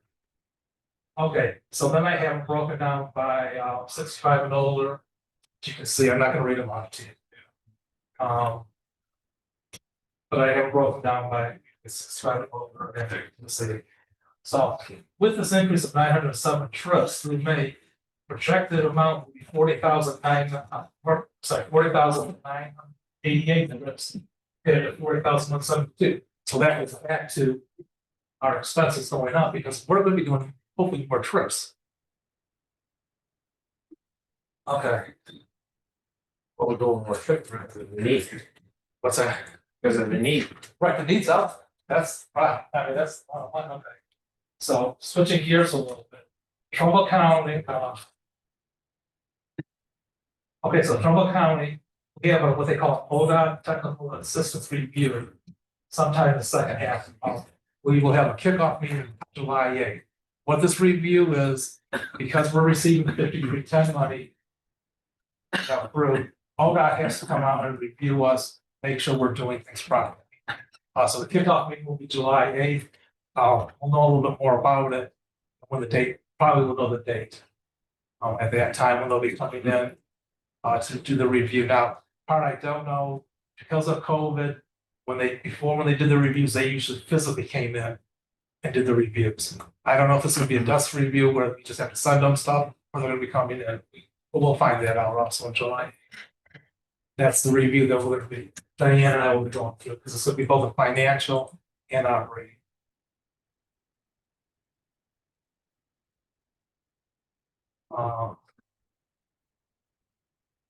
So in regarding to the grant that Diane was talking about, so Trumbull County Commissioners were recommended for the funding for 2026. However, the governing board has not yet finished their review. And like Diane said, they're hoping, ODOT is hoping, ODOT staff, so sometime in mid-July, they'll have the recommendations. And then finally, for Trumbull County Transit, Mahoney and Trumbull County Coordination Human Services Plan will expire October 2025. I'm sorry, yeah, October 2025. This is a plan that we have to have for this area to receive 5310 money. It's a federal law, so we have to have this plan. And presently, ODOT is working with Eastgate. They're the two organizers that are putting the plan together. In the past, it was Trumbull County Transit and Mahoney County or WRTA. We worked together, put the plan together. Right now, it's ODOT and Eastgate. At that time, Mahoney County put money in, and so did we. This time, we don't have to put any money into this. So that's the good thing.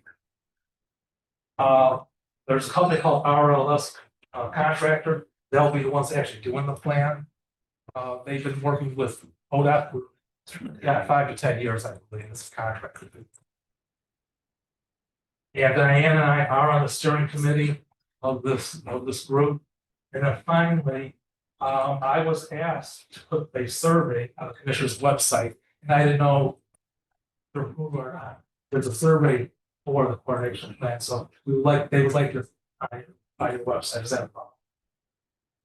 Thanks, so. Part of the transportation. Yeah, I mean, what I would have it actually on your website, not on the transportation's website. Right. It's a triennial review system, basically. People can access it from your website. Fill it out. Which is it a link? Yeah. Yeah. It's a link. We So you provide a link. Mercy on that? Okay. I already sent it out to every person that uses our system, and I guess they did get a very good response. Did you want to submit that information to? I would submit it Mary to, Beth. I would submit it to Lisa, probably down IT. Or you want to send it to Lisa and then have her submit it? That's, yeah, Yeah, it's probably gonna be Kristen. okay, so if you want, I can submit it to you. Kristen. Okay, Lisa, you want them Yeah. to send it to you? okay, that's fine. I'll send you the link. Put it on the website. Thank you. So that's really it for the, What is the format then with RTA? okay, that's my next report. Oh, See, you're there. You know that. I'm on top of it. I just wondering what's going on with I mean, it's RTA. good Trumbull County Transit. Okay. Okay, here's the WRTA report.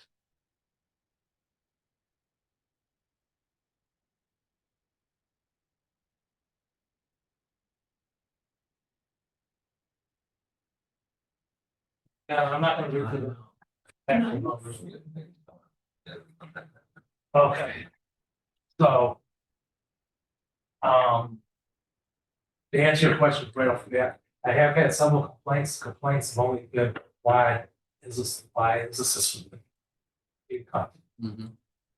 Okay, That I figured. right, and so I'm saying that I have received probably, I guess, about a dozen calls, give or take. For people that needed to come over to our system, I've been able to move probably 10 of them, there's probably 1 or 2 that I haven't, just for whatever reason. But I've been- General population. General that's why. population, right.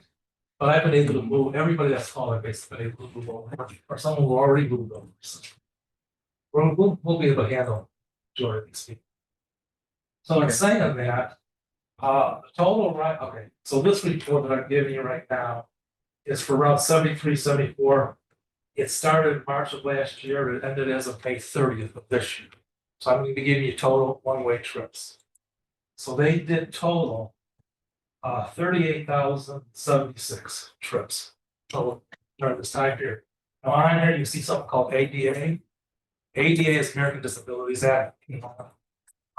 Those definitely are the ones that will come over to us, because these are people that are either disabled or seniors. Will definitely come over. So we already know, if we haven't already started, we're gonna increase by that 400 trips right there. So financially, the total cost of this service was $584,788. The grant portion was $292,380. The local portion was $292,389. Now remember, this is a 50-50 split between City of Warren and us. So the commissioner's amount is 146, 149. And City of Warren is the same. So when I actually paid all the invoices yesterday, I had Steve Charles now helping me. So all the invoices are done, WRT is paid off. There's actually a $3,984 that's gonna be left over in the account. That's, we have to find out how, what we need to do to close this out, because half this money, which is 1984, half the money goes to the commissioners, the other half goes back to the city of Warren. So the auditors have to figure out how to do that. So when RTA pulls out of the, well, that's May, right? That's, They're well, that was, they're they're done, done. they're done. There's still one route that. There's more express stuff. That is not affected. That's not, that wasn't affected. So we're picking up those by will call. A lot of those people will be picking up on demand, yes. On our system. Another system. So in essence, we're not really missing WRTA. With the exception of a few. The exception of the few, which is the general public. So when you pick up the extra people, what's that gonna do to your budget? Well, Bump it up. What? Bump it up. Hopefully, we're still within budget though. We've always had a little bit left over from what we had. So, set so, aside. so, I mean, I know it's not a lot, but it's $1,900. Somebody says, what should we do with it? It should go into your fire, right? Nice. I mean, it only makes sense, right? Yeah, we already paid for it. Yeah, It doesn't matter. It's not. Because you're gonna need It's it. what it was budgeted. I'm going to be coming to you later, once the third quarter's over, to take every year the commissioners pay in $200,000 to the transportation system. The first year didn't use the 200,000, I know the balance, second year didn't use. So I'm going to ask if we can just absorb that into this year, roll it up, but I have it all detailed to be able to do that. And then we could include the 1,900. I don't understand why you can't do a purchase order for the city of Warren and return it that way. I'm not saying I can't. No, What? but this is what I'm saying. Right. And if you're saying leave the $1,900 in there, we leave it in, just move the Right. accounts. Yeah. So the question was, at the time when I see the fee bills back, and it was a little back to the auditor to find out. What is, because we didn't know at the time where the money was going. Yeah, wouldn't it just go through here? Cause we do that. I mean, I'm just asking. Yeah, we can't, we do it. Because that makes no sense. But they've got to close that PO out. Well, no, that's what you close the out, do a new PO to the city of Warren and pay them the balance that they're owed back. And then you just roll it into yours, right, Diane?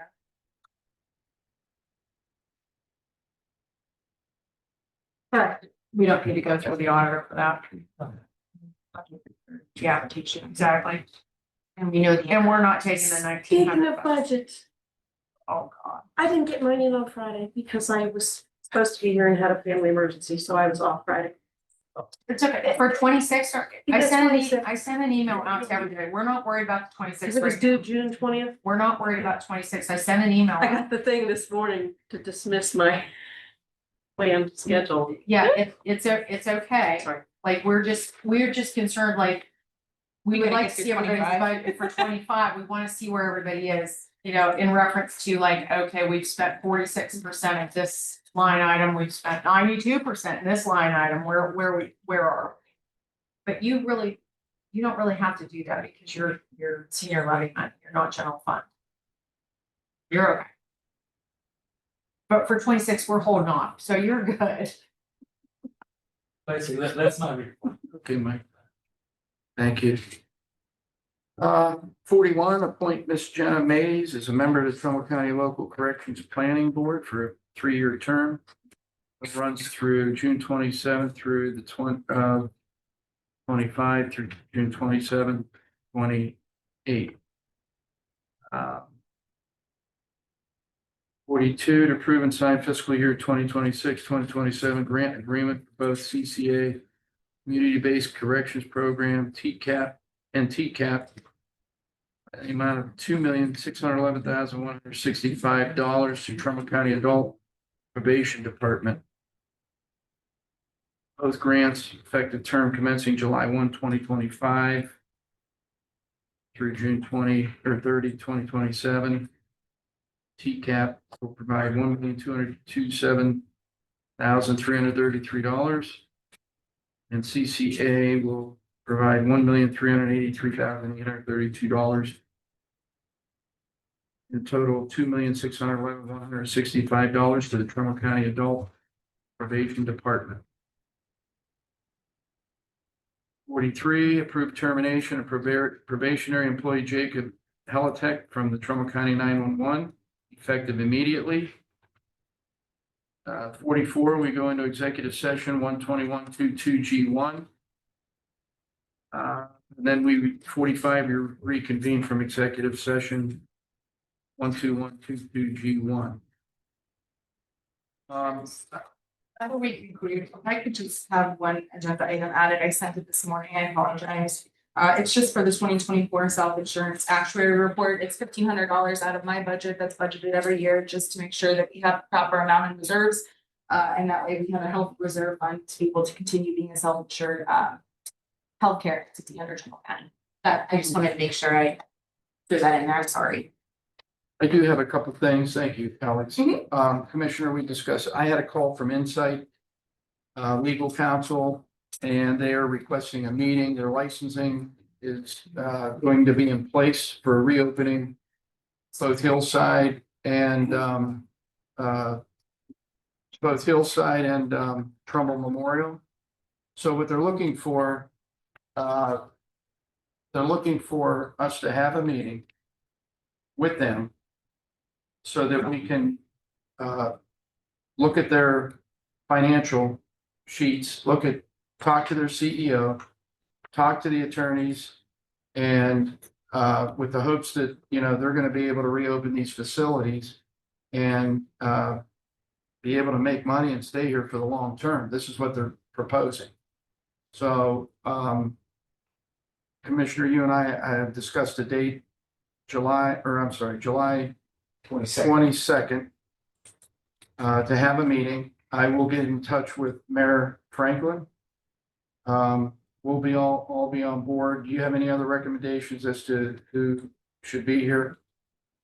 No, because I'm not sure what they want, but Well, what they're looking for is our support. They've already met with the state. They met with Bernie Moreno's office. They met with Dave Yost's office. They were waiting to have this meeting to be able to procure the proper licensing to get away from Stewart Medical.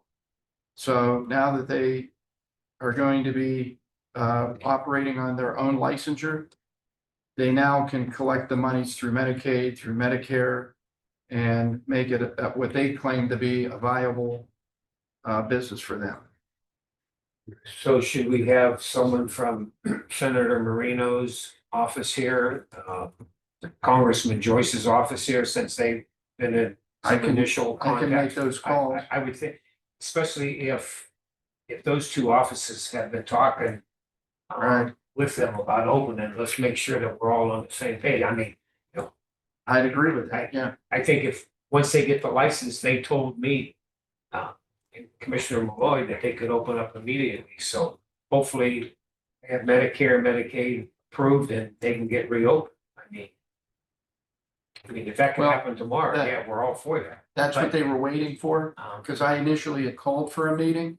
And Holly Ellis is her name, the group that's representing them. She said they would like to meet once their licensing is in order. And they're ready. They're in order.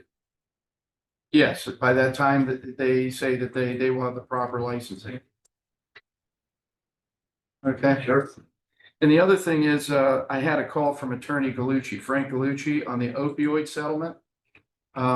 They are requiring a representation in Cleveland, Ohio on July 30th at 10 a.m.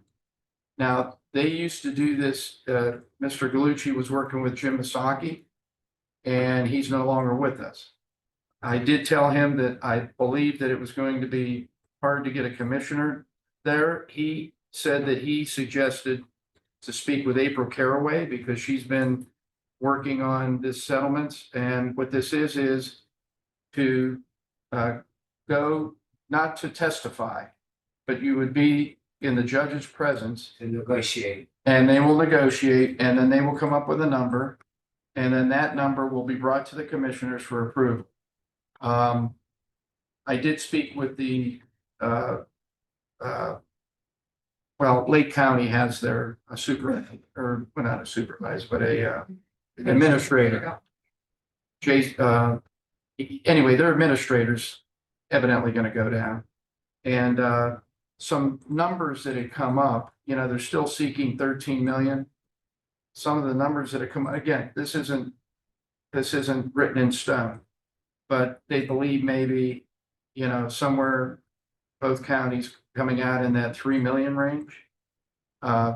Again, this isn't written in stone. Now, the other thing about that is all the fees and expenses I question will be paid through the settlement from those that are being, you know, settled with. We won't, that'll be clear money, in other words. We will not be responsible for attorney's fees. That's Yeah, the so, entire time. Yeah, I'm sorry, we've sure, never paid. okay. Yeah, it's all So- worked this way, where they get a portion of the settlement. We should probably make a call to April and ask if she would be willing to travel to Columbus. I think we would have to compensate her. I'm sorry, I think it's Cleveland, isn't it? Cleveland. Oh, did I say Columbus? Yeah, Cleveland. That's where the Insights firm's out of Columbus. I'm getting these attorneys mixed up. Too many terms. Should we get a hold of April and ask if she would be willing to attend? And other than the time you have. Does somebody want to call April or should we? Would you want to Either call her April? or email her, one of Okay, the two. You just let her know.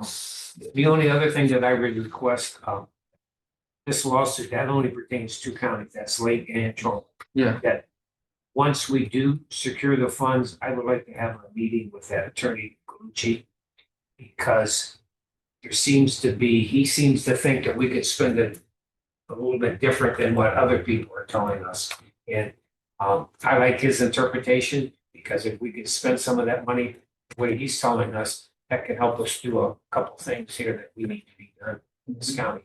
Because we get 3 million there and we already have what, 2.5 maybe, you know, that's like $5.5 million that right, maybe we can use sure. 911 or something like 911. that, because, you know, there's some things that we're doing that's drug related, so. Yeah, I think. Now, of course, we don't know whether that's gonna be one lump sum, it probably won't be, they'll probably give it to us over. It is, it's a period, yeah. At least, period of at years, least if we know it's coming in, right? then we can, Sixteen. we can maybe do a project with that. So, yeah, I think it's great, yeah. Okay, that's all I have.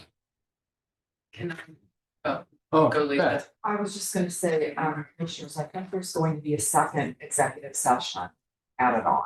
Okay. So we'll have two executives.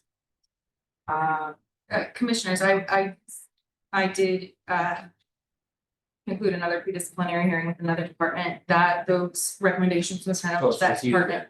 It's with me, but it's actually the sanitary engineers department.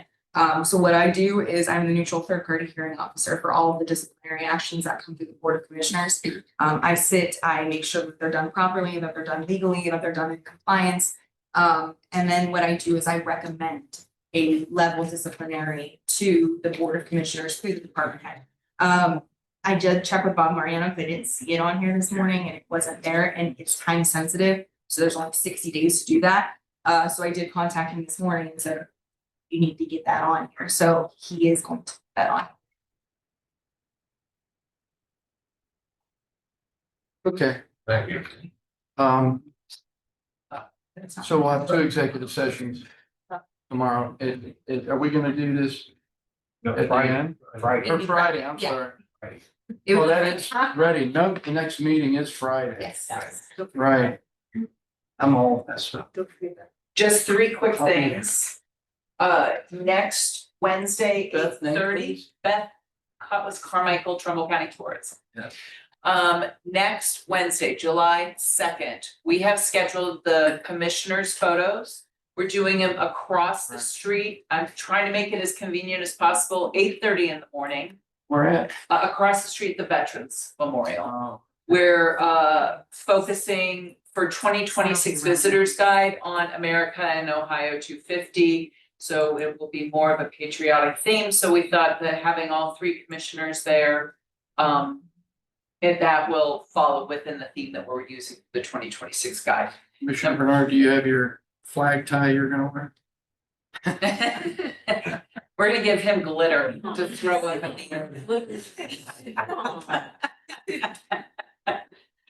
So that's number one. Number two, I just wanted to put on your radar.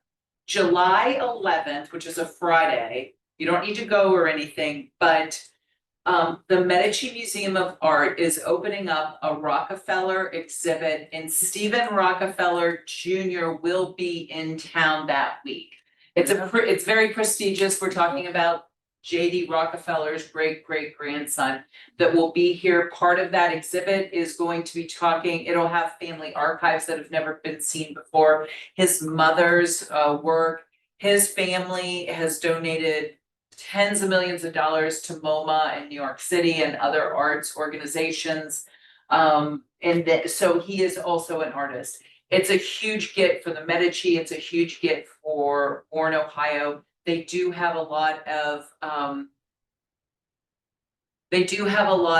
named people coming in for this exhibit from New York, from Washington, DC, Chicago, all across the United States, specifically for the opening of this exhibit. So I wanted to put that up just on your radar. Lastly, I did send out an email last week. Friday, July 25th is our next economic development tour.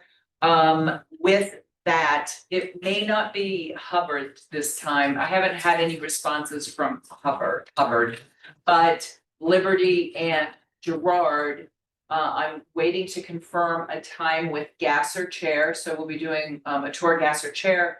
I have a call waiting for me when I get back. Mercy Health, they have a new rehab health center on Belmont Avenue. So I think we'll have that, and they'll talk about that new facility, plus the one that's being built right next door, also in Liberty. And we're hoping that they'll talk about the Champion facility and what timelines are for that. In the afternoon, we actually have a tour through Valorec. And that is going to take a little bit more time because we're going to go into both facilities. PPE is involved, hard hats, orange suit, all sorts of different things. We'll be going through both of their facilities, and Gary Pock, who's the president, will be giving us that tour as well. And then we'll be finishing up in Girard Lake. There's one part that's drained, there's one part that's not. They've had dam issues there, so we're going to start there. Hopefully it's not as hot as it is today. But we'll be doing Girard Lake and then learning more about what's going on in some of the issues in Girard. So that will, and then the optional tour for that day will be to do after the tour Pastime Arcade. So for those who haven't been to Pastime yet, that's an opportunity to pop in and just see what it's all about and learn a little bit more. And if you want to play some games, I find it to be very stress relieving myself, but that's it. Well, Thank you. Commissioner Malloy is evidently the pinball wizard, because he has a trophy in his office that goes to the freaking ceiling. Excuse my French. But I shouldn't have said it, guys. But I mean, it's right smack center. Anyway, he's the pinball king. I thought I'd know. Yeah, the pinball wizard. We all have our aspirations. Well, I don't know Yes. if he is or his team was. Probably not him. Let's clarify He that. paid for the team. I have one other thing that I'd like to comment. Alex, who does the weeding and everything? And I mean, I walked down the sidewalk today and there is a dandelion that's as tall as me. Yep. It looked like, and that's not very tall, Are we? but I was gonna pull it. I do not Huh? disagree. Commissioners, it's a good question. I had a conversation last week with our maintenance department, obviously. They were trying to do some things and I said, stop. Yeah. Less worrying about things that we don't need to worry about right now and more worrying, which I appreciate. Those are long-term goals and I love long-term goals, but right now we have a short-term need to get some work done. So when I was walking in, yes, I obviously take notice of We should take pride in where we work. We should, I mean, if we have weeds that large here, I can't even imagine what it looks like elsewhere.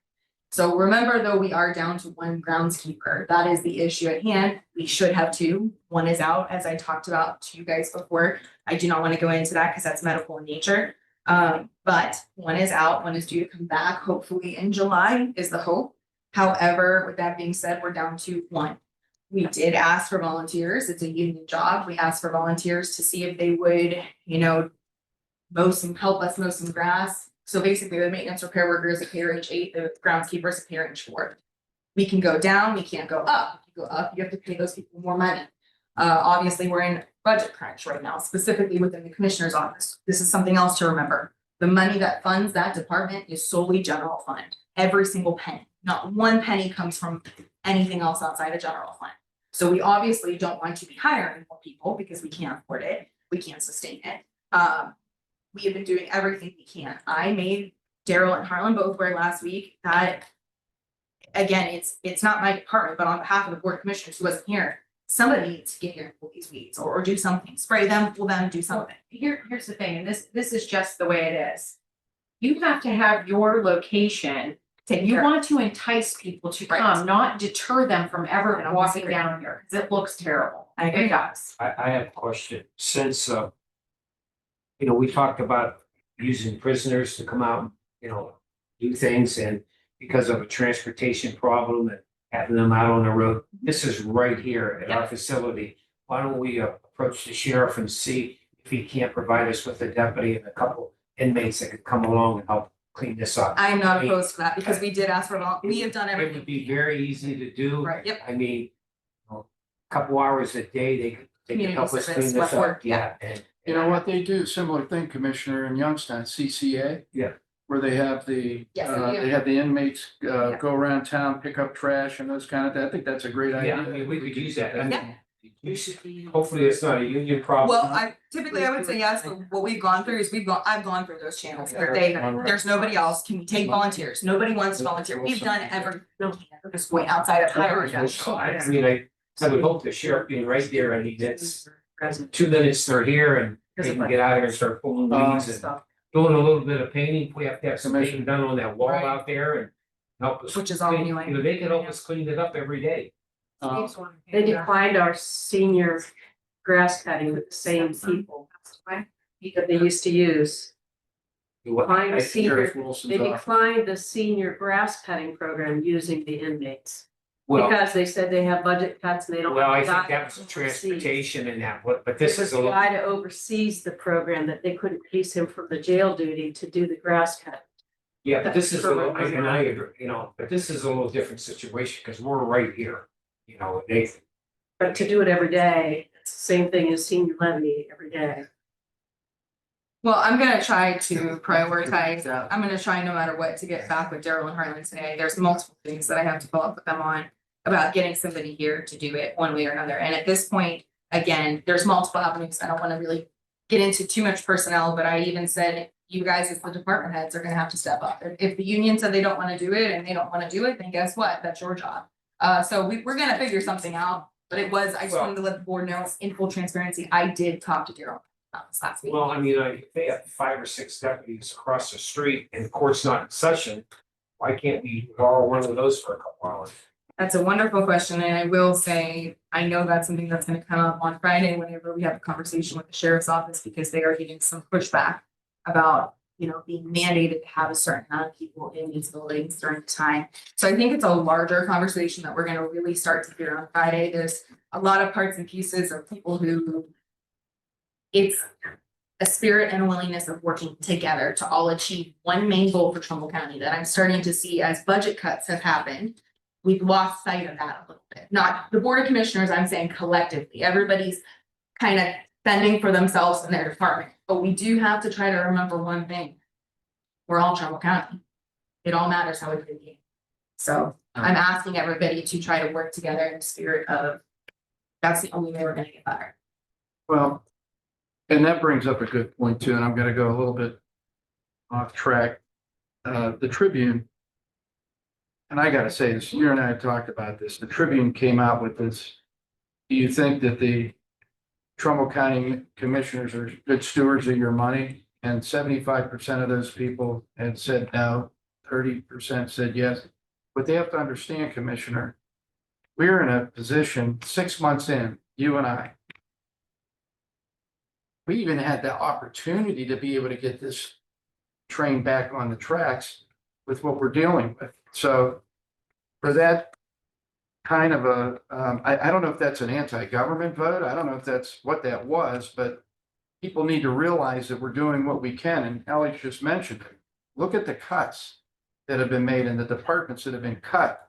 And those services that, you know, we're talking about services, yes, that we offer our citizens, our taxpayers, that we've had to cut those departments. And you're starting to see some of the effect of that. This is what happens when you start making those deep cuts. I think it was just a little bit, it was a little irking to see that kind of a number that they just don't think that we're being good stewards of their money. I don't know if you have a comment on that, but I wanted to bring that up. Well, if you're talking about the past, I kind of agree with them. That the county hasn't been good stewards of their money, okay?